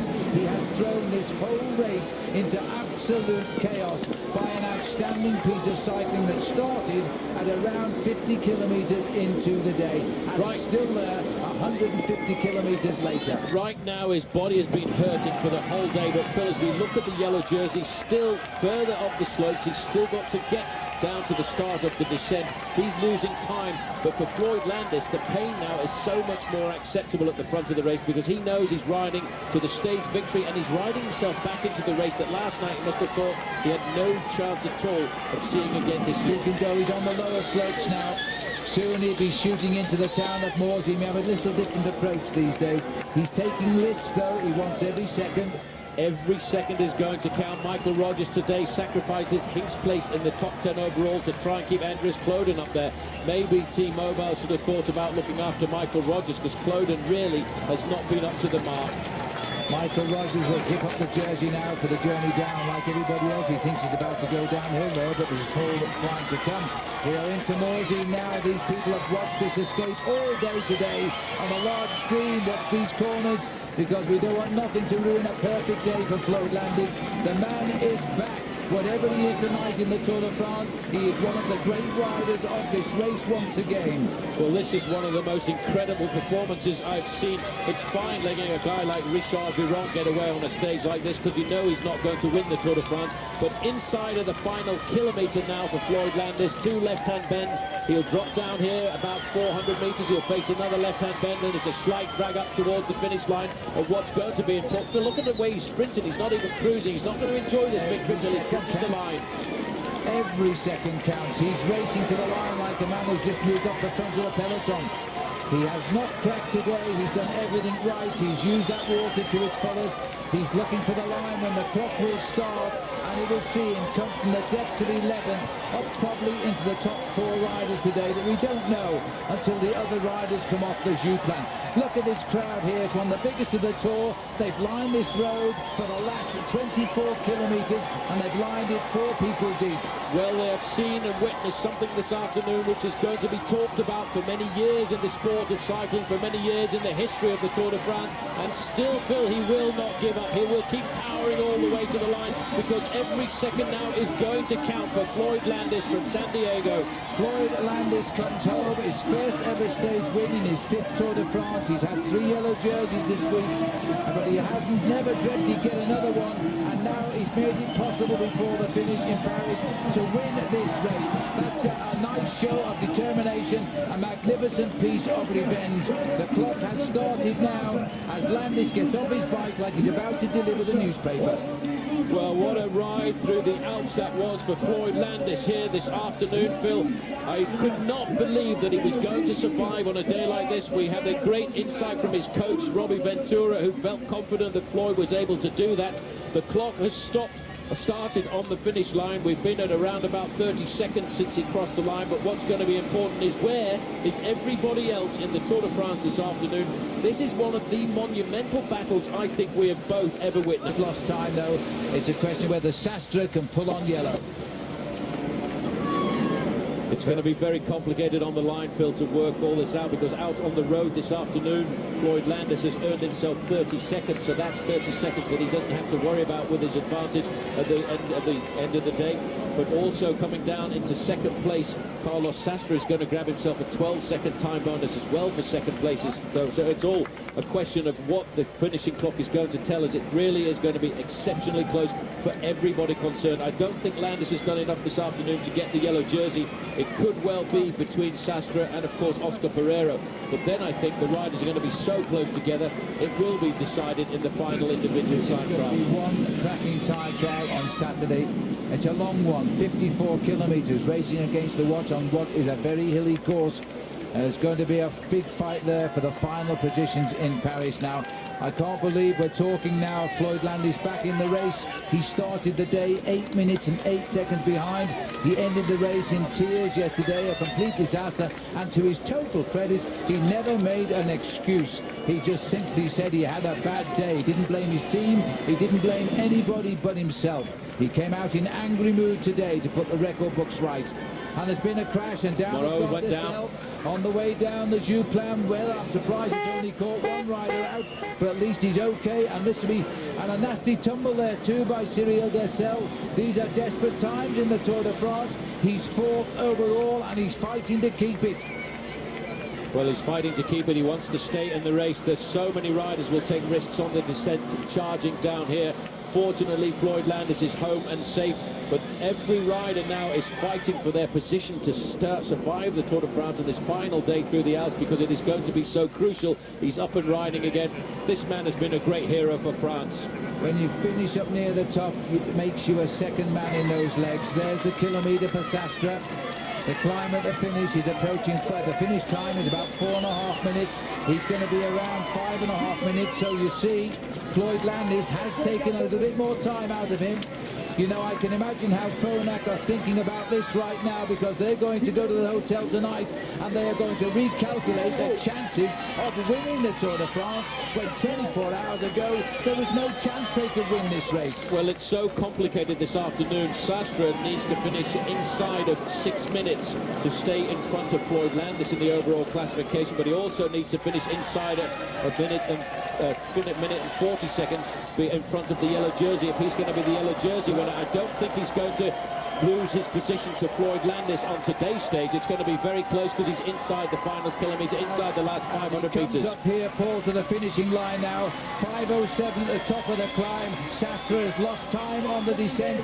They might be crucial seconds for the time trial when that comes up a day after tomorrow, because Landis has made an incredible descent here. 5:07 it was. He's taken 30 seconds and counting. He has taken the best part of a minute of Sastre on the way down the mountain, and that could be absolutely crucial in winning the Tour de France. 5:41 I reckon it was. Well, I make he's going to have an advantage of about 20 seconds ahead of Floyd Landis in the overall classification. Christophe Moreau is going to be the next rider home, but then we've got to do another calculation between Sastre and, of course, Oscar Pereiro. Well, the battle now primarily is between Sastre and Pereiro for who wears yellow tomorrow. Will it be Pereiro who keeps it? He's a very good descender. It looks as though Sastre hasn't given all on that descent, because Landis pulled out an extra 35 seconds on him. Here comes Damiano Cunego, the Italian, who probably tonight will be the new leader in the best rookie competition in his first Tour de France. Up and down this Tour de France has been over 3 weeks. I've just made a quick calculation, Phil. Because of the 12-second time bonus, Carlos Sastre needs to wait a minute and 38 seconds to see the arrival of Oscar Pereiro. If Oscar Pereiro doesn't come in within 1:38 seconds of his time, then there's going to be a change in the yellow jersey tonight, and Floyd Landis is going to be third. Well, he's going to make it, Paul, because he's coming in with a sprint. I think this man has kept it. He needs to be around 7:11, I think it is. 7:11, 7:18, and he's sprinting to the line, and this time I think Oscar, the big surprise, who was given that breakaway of a half an hour, he doesn't care who wins this sprint. It's same time finish. It is going to be desperate. The seconds are there, but this time, Oscar, they're in your favour. You still lead the Tour de France, and we're talking 4-5 seconds. We are talking seconds, as the next man to come in is Cadel Evans. He too is trying to stop the clock. Look at the face. He's not happy with this one this afternoon. Here is Rasmussen and Dennis Menchop. Thanks to Menchop for looking after him. Where is Cloden? Cloden was the man that T-Mobile did all of that pacemaking along the Valley Road for this afternoon, and we haven't seen him. Here is Cyril Dessel, the man who started the day in 4th place. This has been an unbelievable day, one like that we've never really visited in the Tour de France in many years, as this young man now is trying to keep himself way up in the top 10 overall. Well, a quick look at the standings. Floyd Landis, I reckon, was a very good winner ahead of Carlos Sastre, Christophe Moreau and Damiano Cunego. Oscar Pereiro crossed the line in 7th place, stopping the clock at 7 minutes and 8 seconds. Now it's just a question of where is everybody else in the Tour de France here this afternoon. Just look at the crowd here in Morsey, and I wonder if they realise what they have witnessed today in the most exciting finish for years. Floyd Landis of America breaks away across this mountain range, and he holds them all off to win his first ever stage and climb right back into the Tour de France. But nobody has decided the race. The Alps have brought everybody together again. It's all down now to a time trial. They always call that the race of truth. It's never more truer than today. This Tour de France continues. Well, Giuseppe Guerini coming there. 40 gone by. Gaps are big. Here is Cyril Dessel. Fighting his way home. Cyril Dessel gets all the cheers there. The crowd saw him fall on the descent of the Jouplan. You can probably hear them screaming as he crosses the line. So as we look here now at the mountains, they have not decided the Tour de France, but Floyd Landis has told us something today. This man has had a day of redemption. He has proved his for the Honda Stage results, and can you believe that? Down and out yesterday, top of the list today. Floyd Landis wins the last day in the Alps, Sastre again second in as many days. Morrow refined his legs. Damiano Cunego will probably lead in the white jersey competition tonight. Michael Bogart, another great day for the champion of the Netherlands. Frank Schleck, Oscar Pereiro, the race leader, finishes 7th. 7 minutes 8 seconds behind Landis, exactly 1 minute off the lead that Landis had behind him this morning. This has been an incredible today.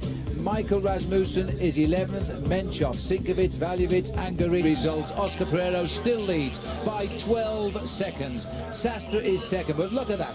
Floyd Landis from 8 minutes 8 seconds behind to 30 seconds off yellow. That is the best position to be. No pressure with his team yet. Andreas Kloden is in 4th. Cadel Evans holds on to 5th, 3 minutes 8. Denny Menchov stays there despite a collapse again today. Poor old Cyril Desil down from 4th to 7th. Moreau is in there in 8th. Michael Rogers completing the top 10 there at 12 minutes 30.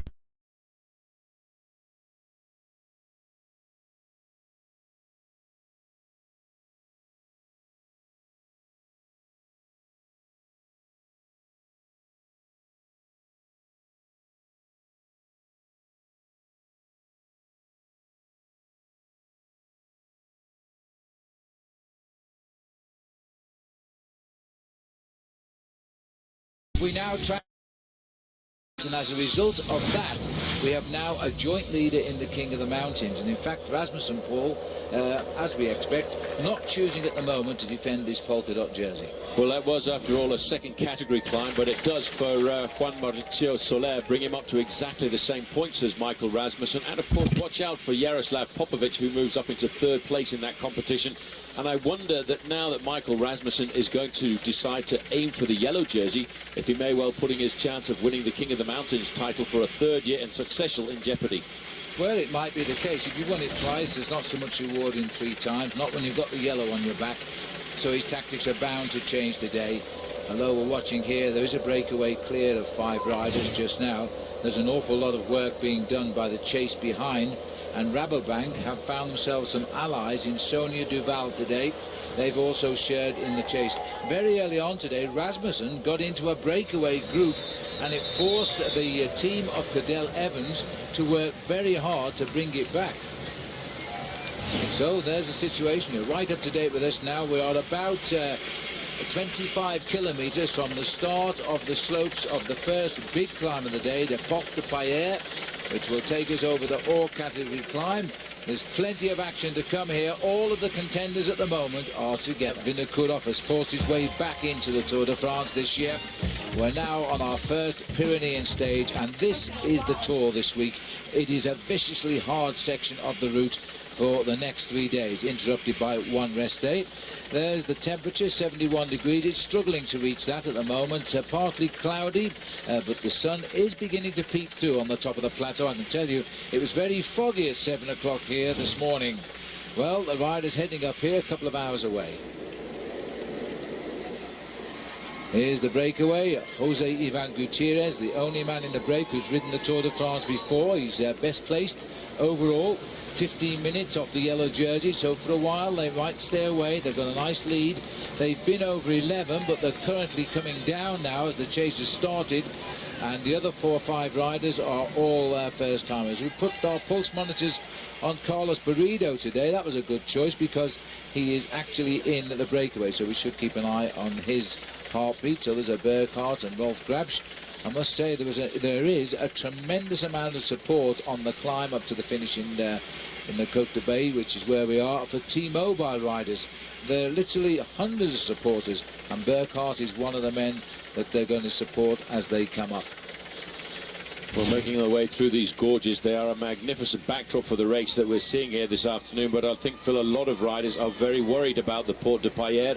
But not only the 16.8 kilometers climb up to the summit at an average gradient of 7.2%, it's actually the descent into Aix-les-Thermes as well, which is a very nasty and dangerous descent. And all of these riders realise that. Many of them have ridden this course before. And I think that will be in the back of the minds of the riders in the main field, because I'm sure Alexander Vinokourov will try and take advantage of his good performance yesterday. I'm sure he will, Paul. Well, the river running alongside the leaders here is the River Aude. It's 220 kilometres long. Down deep in the valley there, I can tell you the leaders have just passed the sign which says 18 kilometres to the top of the Porte de Payer. So they've started the climb, while the peloton are going to be running for about another 6.5 minutes, but they are coming up. There's a little look at the lower slopes of the Porte de Payer as the riders start to move onto the climb now, but it's a long way to the top, over 10 miles uphill as we head up towards the Hors category, or outside category, red dot there, and then we'll cross to the next one, which is the finish on the Plateau de Bay. All right, don't forget, Saab Watch and Win sweepstakes. Over you go to versus.com/fly to the finish. And to play the game, you need the keyword, which is Pyrenees. Well, they should have said Pyrenees, but it is Pyrenees. That's the keyword. There it is. Enjoy the game. These boys aren't enjoying this game right now, unless they're climbers, of course, and they'll relish the next few kilometres. Because sitting at the back here, we're looking at the Astana rider in the breakaway, and this is Antonio Colom.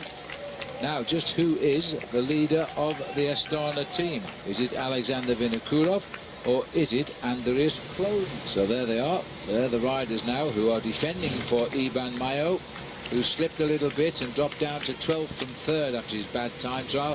He's going to try and make amends today. That's apparent now. Watch out for him to attack today. He's looking for the win. Well, that was a bit early to see Segner slip away, Paul. It certainly was, but in fact at the front of the group as well, it's a bit early to see the hostilities here. You've got the Liquigas rider who's suffering at the back. This is Kuczynski. Yeah. He's alongside Antonio Colom. And Carlos Barredo is the man who's seen the danger of splitting so early on, and he's jumped straight across the gap. Well, Kuczynski's doing well to hang on. I thought he was going to go right out at the outset of this, but no, Antonio Colom is just in front of him. And the trouble is always being caused by Chiruka. He has the red number on his back, red for danger perhaps, number 78, and also the most experienced rider in the breakaway. In the black is Jose Ivan Gutierrez. But one of the riders, like many of the riders in the main field, who's got bandages on his body. There have been so many crashes. We're still looking at 13 kilometres to go to the summit of the Porte de Payer. It's a long climb, but it's made more difficult by the fact that it peaks out at just over 2,000 metres in altitude. I wonder if Kuczynski is saying to himself, oh, what am I doing here this afternoon? Why did I do this? But he found himself in a much larger breakaway group that actually got weeded down to these 6 men. Well, at least he looks like Lance Armstrong there, Paul, with that low cadence, or high cadence and low gear he's pedaling. Trying to save his energy here because he knows he's not going to make it to the top with this group, but he wants to make sure he can make it to the finish with any groups that pick him up. So he's riding sensibly in the low gears. Gutierrez just about keeping a lasso around Chiruka rather, up there, because that guy's anxious to get on with it. Now, Gutierrez might well say to him, look, it's an awful long way, these climbs hurt. Just take it easy, save it. Rumour box, there's a new story every day coming clear. And I think it would be great to see Axel Merckx pass on some of his advice and some of his experience to some of the younger riders. The philosophy about the two. Now, this is a big surprise because we're looking here at Felix Cardenas, who a couple of years ago won himself a stage in the Pyrenees to the Plateau de Bonastre. I don't think that's going to happen today. You don't expect to see climbers of his quality, former king of the mountains in the Tour of Spain, to be dangling off the back, but it is. And this is Burkhardt too. A lot of support for him on the last climb today. Well, I did tell him a couple of days ago that that wasn't a great move. A little bit of energy you waste, afternoon. Well, they're splitting up, and I didn't expect some of those names to drop back. I also saw Anthony Charteau, the winner of the Tour de Langkawi, slipping back to Freddie Agricole, riding that green jersey. These are the leaders. They cannot contain the riders from Euskaltel Euskadi today because they're being drawn like a magnet to where they live. And now this is Perez who's gone now. Chiruka tried it. Perez has now moved off to see if he can make any progress. Well, these guys know that when they get to the Plateau de Bay, the slopes of the climb will be orange, with orange T-shirts supporting the team, which is regarded as being the Basque team, and they are riding into not too far away from the Basque land. All of the riders in the top of the classification, they're still based in that big pack, which is thinned out dramatically, but they're sitting there near the front, behind the riders in the yellow jerseys who are setting the pace. Nobody has made an aggressive move from the peloton yet. because they can't find a common rhythm. But fortunately, as they get closer to the summit, they're still there, still in contact. But I'm sure they'll have a bit of a laugh about this tonight at the dinner table. Well, there might still be a way in the way they're climbing. And look at this now, just dropping away off the back. De La Fuente's gone, and now it looks as though Vinokourov, he's not panicking, but he looks to me as though he is losing a few meters. The elastic has started to stretch here. Well, he lifts the pace a bit. He's got a teammate with him. And he's got David De La Fuente just behind him there as well. The teammate who's dropped back to help him is Daniel Navarro. He's a Spanish rider on the squad. It's not surprising, really, because yesterday Alexander Vinokourov gave a phenomenal demonstration in the individual time trial. And maybe it's one of those things, Phil, where he's concentrated on his time trialing in the last couple of months to get himself ready for the Tour de France. And all of a sudden, he spent too much energy yesterday. He's going to have to try and ride himself back into this race, but he is a rider of experience and class, and he won't give up. And there is a nasty climb, a nasty descent after this climb, which he could use to catch back up. Well, the rider with him isn't going to be a lot of help, quite honestly. He's not very strong, Daniel Navarro. The rider in front is Igor Martinez, who's also coming back, and he's a strong climber. And all this is being done by Britain's David Miller, getting rid of some of the big names here. You can see the wind, it's not so bad on this col, gentle from the left, but it is very, very strong on top of the Plateau de Bay. Well, looking back there in 8th or 9th position, you can see George Hincapie in the red, white and blue. He's riding exceptionally well. It's important for Team Discovery Channel. You talked a little earlier, Phil, about the team classification, and yes, Astana did take the lead in the team classification yesterday. That's why they've got the yellow numbers on, but only by 54 seconds from Team Discovery Channel. And Team Discovery Channel have got a lot of cards to play here this afternoon, especially if Big George is still there to help Alberto Contador, Levi Leipheimer and Jaroslav Popovic. Well, this is proving to be, we don't talk a lot about the team race, but it's been a very close battle between four teams the whole stretch since we left London. Astana were the team leaders for the first few days, and they got it back yesterday in the time trial. Well, I shouldn't have said Jaroslav Popovic, because Race Radio just crackled with the name of Popovic, struggling at the back of the group. There's a few riders in trouble on this climb, I think. Big names are beginning to struggle right now. 1 kilometre to go to the summit now. Which one of these will get it? My money will go on number 78, Armit Chiruka. This is still the man who is ahead. This will be Kaczynski. No, he's not ahead anymore. They've just gone over the top of him. He's just about got room to get round that corner. That was a nasty thing to do. That's the steepest way around the bend. Thomas Dekker brings the field around. Good tempo riding. There is only 4 riders in front now, so a 5th place sprint here. And the polka dot jersey being worn. Now Chiruka is sitting in 12th place after his escapades the other day. And he gets quite a number of points here at the top. 20 points he could get at the top, and that would catapult him right up into 4th position in that competition. And let's not forget, it's double points on the final climb of the day, so there's a nice 40 points at store for the first rider who gets to the summit of the Plateau de Bay. Which wouldn't give him the lead tonight, but will put him in a great place for taking it tomorrow if he's got the legs left. But right now it is Juan Soler who is looking to become the outright leader in the King of the Mountains, and that means Rasmussen loses that jersey tonight, because Soler is right there, about 4 men down behind the yellow jersey, and we'll see if he goes for the points. Well, Team Rabobank are a team transformed and transcending themselves because of the yellow jersey in their squad. Thomas Dekker here is riding the best that I've ever seen him ride, Phil, as the man in 2nd place as well, Michael Bogard. He's never really been a great mountain climber. He's a great one-day classics rider, but here he too knows it is important for him to be in presence and in contact with the race leader, Michael Rasmussen. Camera's gone back a little way down the road with Alexander Vinokourov, who knows now he's just got to hope he can get back into this race. The bye-bye isn't too encouraging, though, is it?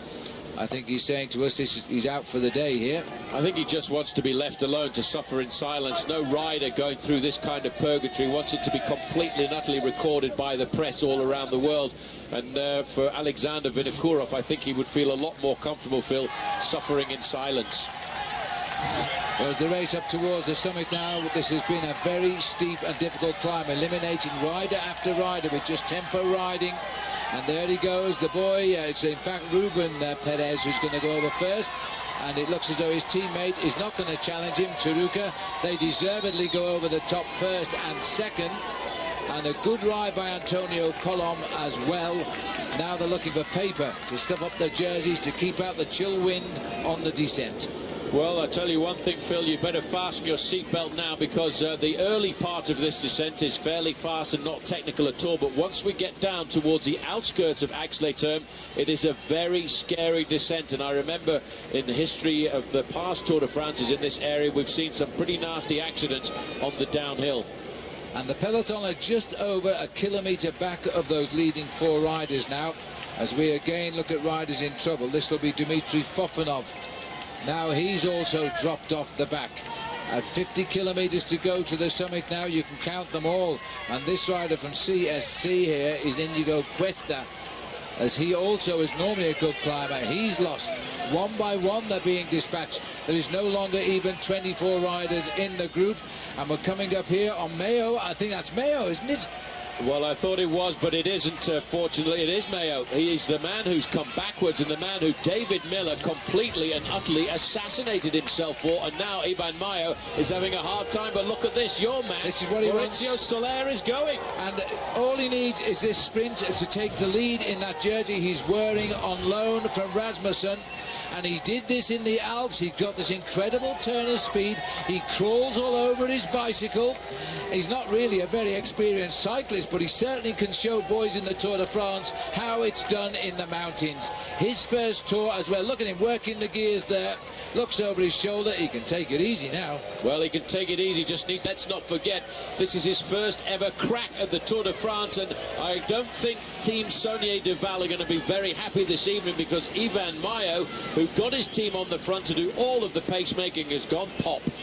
And trying now just to hold on to the tail of them. He will get back on the descent and he might recover. But just looking down, there's been no reaction there from Thomas Dekker or Michael Bogart. So this gets rid of the polka dot jersey off the shoulders of Michael Rasmussen, who has to concentrate on winning the Tour de France just now. Solar sits there in 22nd place today. But this rider isn't thinking of that position. He's now got himself the real lead in the King of the Mountains. This guy did not start riding a bike until he was 17 years of age. He went out to see a local bike race in the area where he's from, of Boyacá in Colombia, and thought, I like this, I'll try this. And a couple of years later, they came back and won the Tour of Boyacá, and now he is the outright leader of the King of the Mountains, Phil, in the Tour de France. Well done to Juan Mauricio Soler. So the peloton now, what's left of the peloton, isn't it a small group? Quick count, 3, 6, 9, 12, 15, 18. About 19 or 20 riders have gone over in this group together. And that is all. And they've got rid of a lot of big names at the same time now. Wait and see if, in fact, Vinokurov can get back. There's the climb result for you. 20 points for Perez, but watch out. The points gained there by Soler means this now. He's gone 10 points clear of Rasmussen in the King of the Mountains, but it's double points on the last climb of the day, so it could change yet, and it could go back to Michael Rasmussen here. I think they're building up for a major explosion when the road goes up in the last 16 kilometres of the day today. These four riders, of course, might even start to pull away for a few minutes over the field. They're only going down at 20 miles an hour, which is rather slow at the minute. 42 kilometres from the finish. We're looking at riders going over the top as well, as the riders go down here at high speed. Four leaders, Paul, they might increase the lead for the next few minutes. Now, look at that, 90 kilometres an hour. So we're going down now at not far short of 60 miles an hour here. 56 miles an hour to be exact, and although Race Radio had said that Iban Mayo had made contact, you get a chance to see what contact is like on a descent. He hasn't quite got onto the slipstream of the riders in front of him, but he hasn't yet also reached the very technical part of this course, because once we get to about 5 kilometres to go to Aix-les-Thermes, it really is a very tricky descent that winds its way down the cliff into the centre of town. Well, look at this descent going down here now. He's got to get on quickly. Well, as we watch Iban Mayo here just about reach a flying peloton now. I don't know where we got that 20 mile an hour from. As he now, let's listen back in with Johan. What's he saying? George and Popo are coming back, and they have bottles. They have bottles. He's saying that Popo, he means Jaroslav Popovic, is coming back to the leading group and carrying bottles for the riders up front. The riders up front are Levi Leipheimer and Alberto Contador. So they know that Popovic is coming back and drinks are on the way. What a relief. They've just gone through Axley Term. They've got about 13 kilometres of flat valley road now, no more buildings, as they race towards the plateau. Then they turn left, and then the race to the finishing line is on. The leaders now going through the centre, and that has grown tremendously, that peloton. But although we clock speeds of up to 80 and 90 kilometres an hour, they got back on, and that group now has got to be 45 strong. It's a big group. They'll slow down now. They'll try and figure out what they're going to do for the approach to the climb. They're not too worried about the riders up front. Of the riders in the leading group of 4, the best rider is Jose Ivan Gutierrez at 15 minutes and 21 seconds. But Carlos Barredo has made a phenomenal descent. He's taken all kinds of risks. He's at about 10 seconds. And the fact that they pulled all the cars out of the gap there, you can see he's about to catch up. Well, Barredo was with the group, so he must have come right back into it here. I'm very surprised he's getting back, but he's going to get back, so 5 riders should start the last climb. We're looking here at George Hincapie now, is also driving back into the group. Thomas Decker is there doing the hard work. Cole of Austria for Gerolsteiner. Bit of a runny nose for the yellow jersey, or was it sweat? But he hasn't put a wheel wrong yet today, Michael Rasmussen. And I'm sure, Paul, he's going to try and hurt these boys on the climb. Barredo got on. Well, that was a huge, huge effort. A few deep breaths required now. 25 kilometres for the peloton, Paul. Nice to see Barredo's made it, and just in time to go off the back, I would think. He can't be far from turning left to go up the mountain. Well, at least by making junction with that leading group of 4 riders, swelling the number to 5, he can have an easy ride down the valley road and doesn't have to worry too much about battering his head against the wind, because as you said earlier on a number of occasions, Phil, the wind at the summit of this climb is a very strong headwind, and that I think is going to create a lot of havoc once the riders try to attack this ascent. The bunch has just started the climb. Immediately they started the climb, George Hincapie swung off the front. The gap now is opening up. Cerudo has gone away at the front. 2 minutes 16, Paul. Ceruka still away, and the peloton. I just got this feeling that Rasmussen is waiting for his moment now. He's still got 2 teammates. This is Michael Bogert. He's going to use his teammates as much as possible. Look at the face of Denny Menchov there on the right-hand side, one of complete and utter concentration. Ceruka in the leading group, he's battling with his machine, battling with his body. He's all over, and he's just cracked Gutierrez. Well, listen, I don't think he has. Gutierrez has gone back in. It looked like he had. But Ceruka, first-time Tour rider, a young lad, is really wanting to win this stage, and he's going to get all the support. You won't believe the support for the Basque on this climb. They recognise him. It's largely Spanish speakers now. You can see on the road the name of Contador. That's the rider they think could win. And poor old Carlos Barredo, he just gets on. He's gone off. He's got back. Now he's gone again. Well, that's the tough thing about the Tour. You know, even if you're involved in a big battle on one of the stages, when you get to a mountaintop finish like this, Phil, you've still got to drag your body up to the summit to stay in the race. To do this again tomorrow, have a rest day, and do it again the day after that. Well, 13.5 kilometres to go. These other 2 are giving as good as they get. They've sensed that Ceruka is trying to beat them, so they're not helping him now. This is back in the main field here now, as we can. This is Paolo Sabadelli here. I think he's just about dropped from the group. He's behind. He's riding there with Charlie Wagailis. Wagailis had stayed in the group for as long as possible to help Manuel Beltran. And Manuel Beltran has also been dropped for the group, and that's a bit of a surprise. They're saying from the race now is 2 minutes 5. Accept 2.4. That's good enough for us. As we're now seeing one after one. This is Thomas Decker, done a brilliant job for his team now. And that's an acceleration by Antonio Colum now. So the young man, Amit Ceruka, can he react? He's now getting a little bit of his own medicine. He's trying to get back on. Well, look at him. He's the slightest built rider in the whole of the peloton of the Tour de France.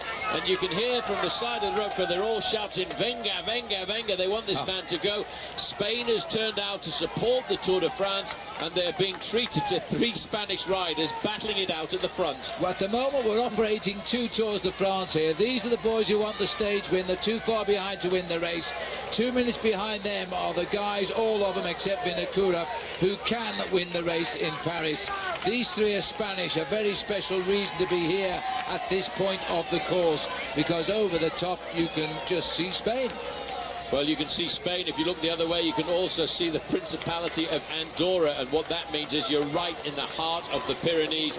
This young man, he gave so much this afternoon, but I think the power has disappeared because Antonio Colom has flown around the corner. But what's more important is if you look at the top, you've got 13 kilometres to go and you've got 1 minute and 57, then all of a sudden you realise the main field is starting to pull their way back. Antonio Colom here, he got a little bit tired, I think, of Chiruca throwing all those punches at him. So he decided to lift the acceleration, but as long as he could hold it to crack him, now he'll settle back down into his own climbing rhythm. Back to the leaders with the yellow jersey. Look at the field behind now. Again, beginning to thin out here. Inigo Cuesta, Frank Schleck's group, by the way, has been dropped. Have you seen Carlos Sastre? No, Carlos Sastra's in this group here. He's very comfortable. Frank Schleck is in a group 5 minutes behind. While we look here at Jaroslav Popovic, Inigo Cuesta disappearing from the group. He was in the group of his leader, Carlos Sastre, but now his work has been done. And moving a little bit further up, we can see other riders disappearing from the group. This rider here is going to be Moses Duenas Nevada from Agri-Tubel, and also going backwards is Kirken. And that's more important. He sits in 10th place overall, and Kim has been riding extremely well. Champion of Luxembourg last year, but it looks as though he has unhooked from the train. This is becoming a very, very crucial group. Well, this is Christian van der Velde. That's Jens Voigt. Can you imagine that Jens Voigt is still in this group? No, it must be the second group, because we must have dropped down a group here. As they split away from the field here, they're all going off the back of the leading group now. So too is Carpets. They are all unhitching now, and it's under the pressure at the front of Rabobank. This is Menchov. Menchov, followed by Alberto Contador, followed by Michael Rasmussen. Andreas Kloden looking comfortable. Over to the left-hand side in the pink and black jersey is Cadel Evans. Michael Bogard has done his job, but he doesn't want to give up. He knows that if you're in the yellow jersey, you may need some assistance, so he's going to try and stay there for as long as possible. Now it's Chris Horner's turn to be unhitched. Chris Horner is showing signs of cracking as we go through the field here. Mayo again, who got back on the descent, is not coming up with the goods at the most crucial stage of the day. Each and every one of the riders are now slipping away, and Harma Zubeldia is the rider in orange here. He also is dropping off, and he was also holding a fairly high place overall. He was 18th in the Tour de France. Aymar Zubeldia would hope to ride well in the Pyrenees. This is the terrain of Team Euskaltel-Euskadi as we move forward to see what sort of damage is being done here. This is Alejandro Valverde, also in difficulty. Don't look at me. Please let me do this in silence. There is Mikel Astrolosa just in front of him, and I wouldn't be surprised to see just a little bit further forward Oscar Pereiro as well. Well, we're looking here. Don't forget that Astrolosa was dropped on the previous climb. Now he's gone. There's Pereiro, number 11. The 2 top boys on Case de Pont look at each other and say, we're in trouble here, because it's all down to Jaroslav Popovic, who was dropped on the previous climb, came back with the drinking bottles, and is now doing George Hincapie's job on the climb. Carlos Sastre is in this group. He's doing what he's done so well since the start of the fall, just sitting there. He's in 5th position there, just behind the yellow jersey. Cadel Evans is on the other side of the yellow jersey, riding comfortably, sitting at the back of the group. You can see Levi Leipheimer is very much in contest as well. 2 minutes. Don't forget, they're slowly but surely catching the leaders up front. That's not their target. They're trying to set a tempo to break the others. No signs of distress for Rasmussen nor Cadel Evans on the far left. What about the Jaroslav Popovic? This is Mikel Astrolosa, started the day in 8th place in the overall classification. He wants to try and stay there for Spain if he can, and he's trying to pull himself back into this group. He may well survive, but I reckon Jaroslav Popovic is doing a phenomenal job. There is Levi Leipheimer just at the back. Popovic was dropped on the Porte de Paillere, and all of a sudden he realises we've got a chance to win this stage. Andries Kloden taking a drink, not looking in any trouble. He's the leader of the team now. He knows it. Watch out for Juan Soler, 219. He doesn't ride very gracefully, but he certainly flies up mountains. He can go with anything. Then somebody's accelerated. This is the adjustment. Sastra's got to get on the wheel here. Sastra is dropping to the back. Well, the first acceleration came from Popovic, and then it was applied by Michael Bogert, who we saw going to the back of the group. Then all of a sudden realising, and it looks as if that acceleration from Michael Bogert has put Denny Menchov into trouble, because Menchov has now popped off the back. We are down to 10 principal players in the Tour de France on the climb up to the plateau. Menchov, who said he was coming back to form in the time trial, but he would dedicate all of his help to the yellow jersey Rasmussen. That's what he's done. He's paying for the price now. This is Kloden sitting at the back, not looking as cool as he's looked for the last couple of days of this race. Sastra's number 31, number 11 is Levi Leipheimer, the white jersey is Contador, the pink jersey is Cadel Evans, and this man would worry me. He would worry me a lot. He said, would you like a drink? My mate said, no. All right, well, let's carry on. This is unbelievable to see this rider doing this. What's he doing? He's phenomenal. He's Anybody great. told him he rides for Baller World, not Phil, for... I tell you what, he's never been in a situation like this. He's never been in a big bike race like this, and he just wanted to share a bottle of water with the yellow jersey. He was trying to show friendship, trying to show camaraderie, but watch it, because when we get to the summit of the climb, he might give him a little dig. Well, I'll tell you what, that would also work psychologically against Rasmussen. This guy's feeling good, he'll think, and doesn't want his water. Now is Valverde getting back here with Pereiro trying. There's Arroyo trying to get back in, but this is amazing. The Case de Palm team has seemed so strong in the first week, now in all sorts of trouble. Valverde, I think, lost his chance anyway yesterday, but I'm sure he came out today hoping to climb back into the Tour de France standings. He certainly did. He was riding with courage for Spain, but you can see almost the top end of Case d'Epargne have been blown away here. Oscar Pereiro there, number 11, second overall last year, but David Arroyo, who went off the mountains on one of the Alpine stages, is trying to pace the two leaders back into this race and hope they don't lose too much time before the summit.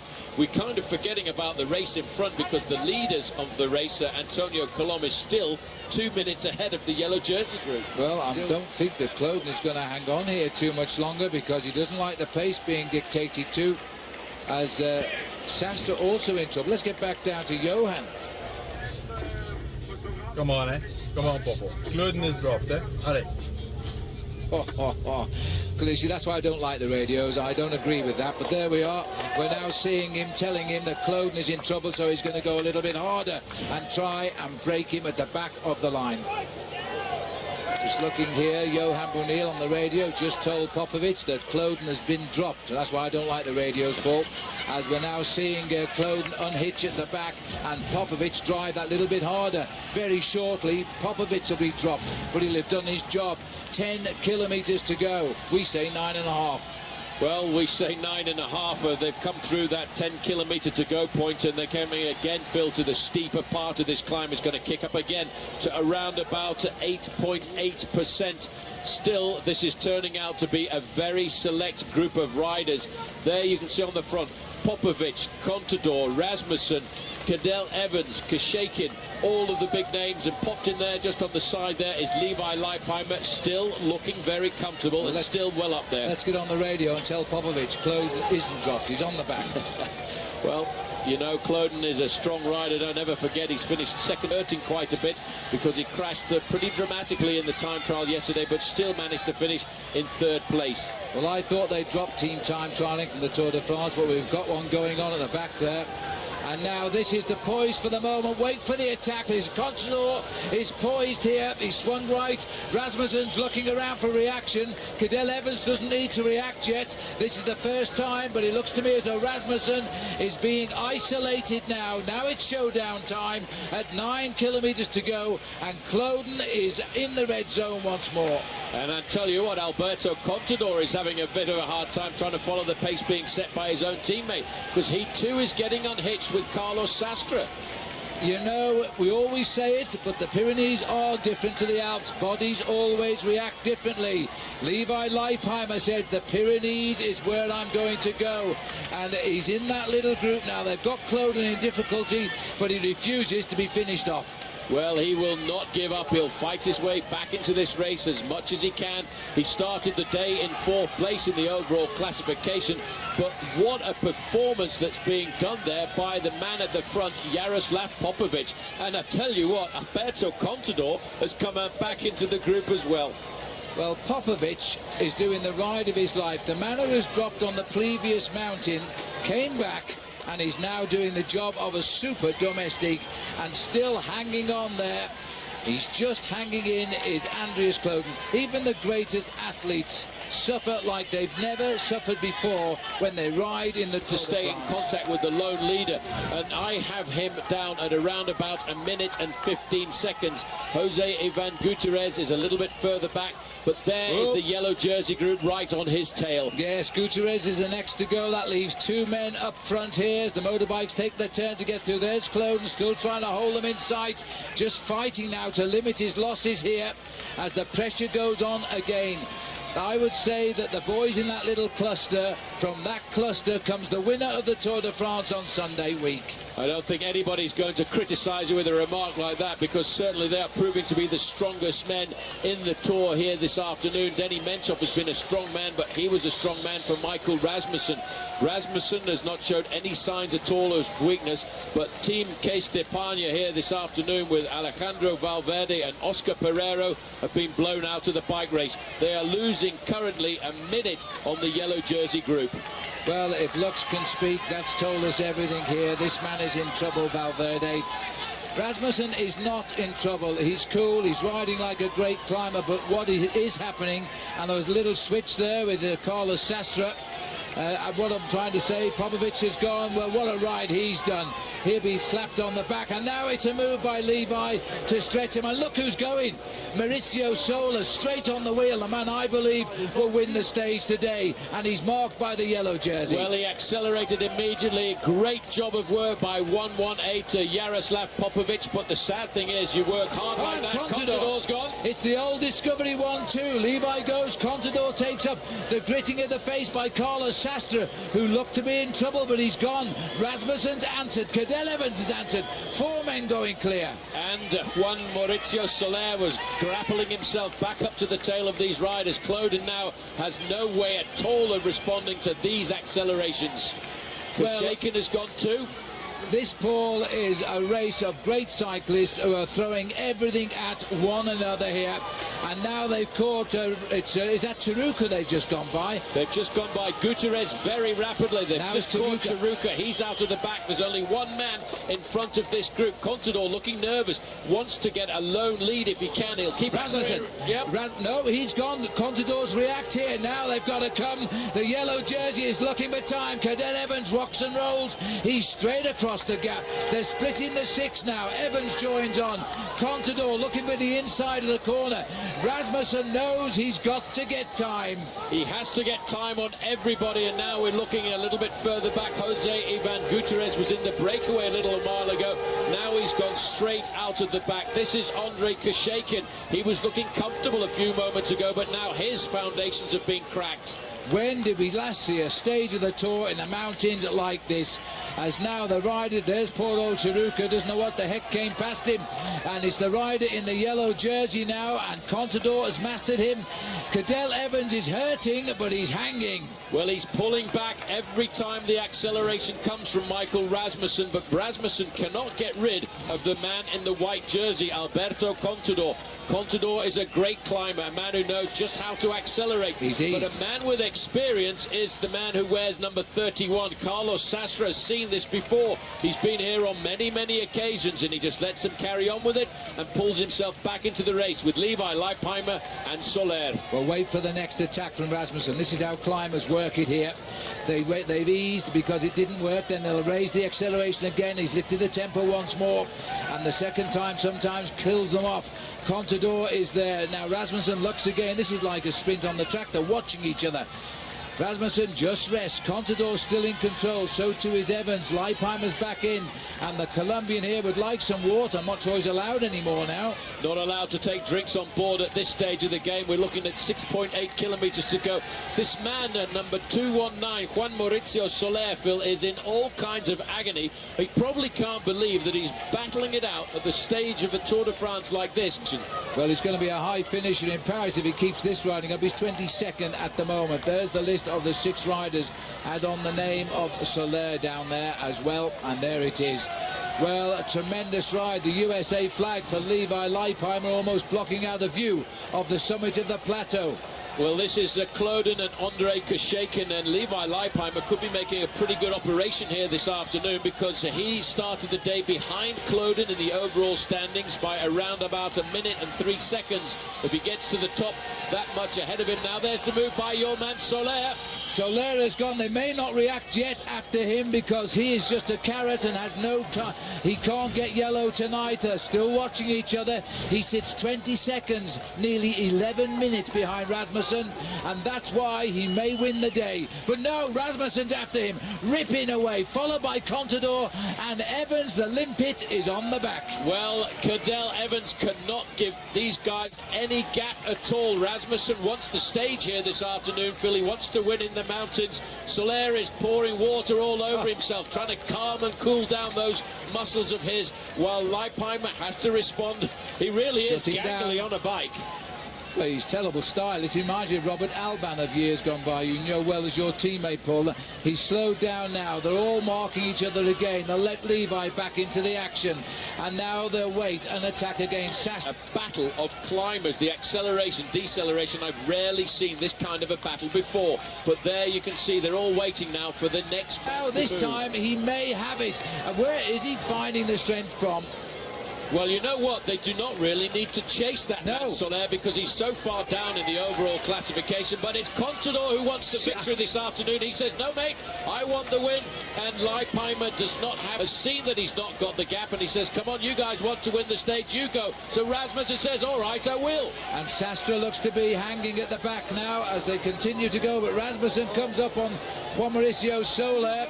The others behind are still hanging, but now Rasmussen this time tries to put it on. They've got Soler on the defensive. He needs half a kilometre to recover. He'll just have to hang there and wait and hope that they slow down again. Well, you know what? When Barlow World were given a wild card selection into the Tour de France, I don't think the organisation... They slowed down again. He's coming back. I don't think the organisation knew, Phil, that they were going to get such a battle from that team. Robbie Hunter has taken a stage victory. Soler has taken a stage victory, but he's an integral part of the Battle of the Pyrenees this afternoon.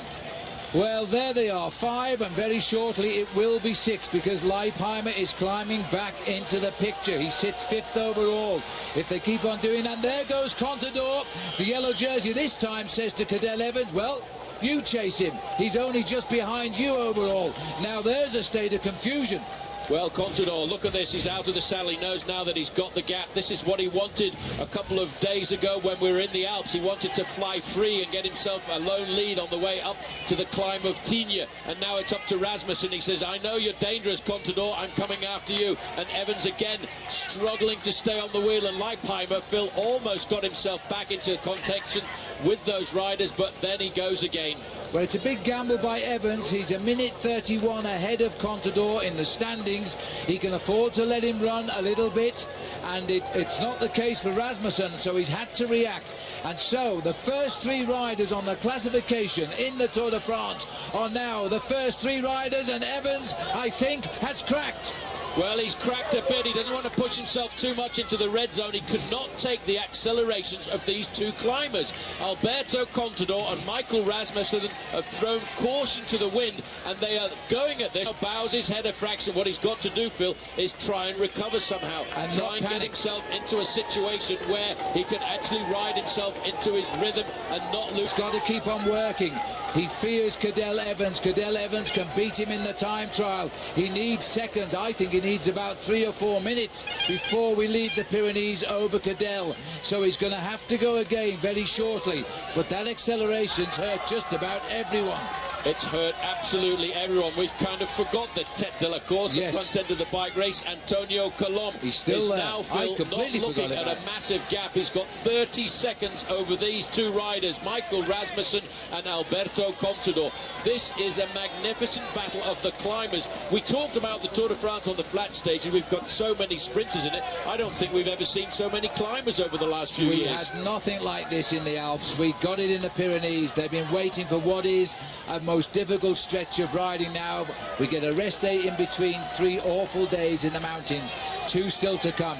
Just around that corner now has gone the race leader. These 2 are chasing him. Well, what you say there, Phil, is completely true. They're fighting this out as if it's the last mountain stage tomorrow. They've had no choice. They're scared of what Evans can do in the time trial. 5 kilometres to go. 5 kilometres still to go for the leader. And they've thrown just about everything. Colom had around about 3 minutes advantage at the start of the climb. Valverde's losing huge chunks this afternoon. So too is Andreas Kloden. But the yellow jersey group with Alberto Contador, the best young rider in this race, is only 30 seconds. Well, in fact, it's less than that. It's 23 seconds at 3 miles to here go. to the Evans group now, and Leipheimer won't help because he's got a teammate in Contador ahead. Carlos Sastre, he's known glory in the Pyrenees before, looking over his shoulder. He flicks his wrist there to say, come and work with me, but he's not going to get any help at all from Levi Leipheimer. Oh, pretty fit athlete there as we go down, back up to the front here. As we see the yellow jersey and the white jersey, the best rookie and the leader of the Tour, just getting into their sights now. The hero of the day, Antonio Colom, isn't going to see the plateau on his own. The 2 principal players are right up on him. I think it's absolutely phenomenal the way Alberto Contador rides. He's the man who showed the most aggression here, but the yellow jersey, he knows that if he wants to win this Tour, Phil, every time and every stage that goes uphill, he's got to build on his advantage, because he will not win the final time trial. He will lose huge chunks of time. Contador now comes up and sets the pace-making, but I wonder how much longer number 192, Antonio Colom, can stay in contact with these 2 men.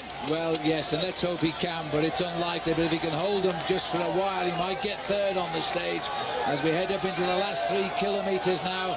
At about 2 miles still to ride, and Contador has been absolutely brilliant today. The crowd have had his name all over the road here, so they're expecting this. He had it planned. Well, he knew that this was a climb that would suit him. He knew that he had the acceleration on the steeper slopes there. There's a bit of a gap going down to the next group on the road, and there it is. That's Carlos Sastre, Levi Leipheimer, and Juan Mauricio Soler. They are looking at around about 25 He seconds. might claw the way. There he goes up on the inside.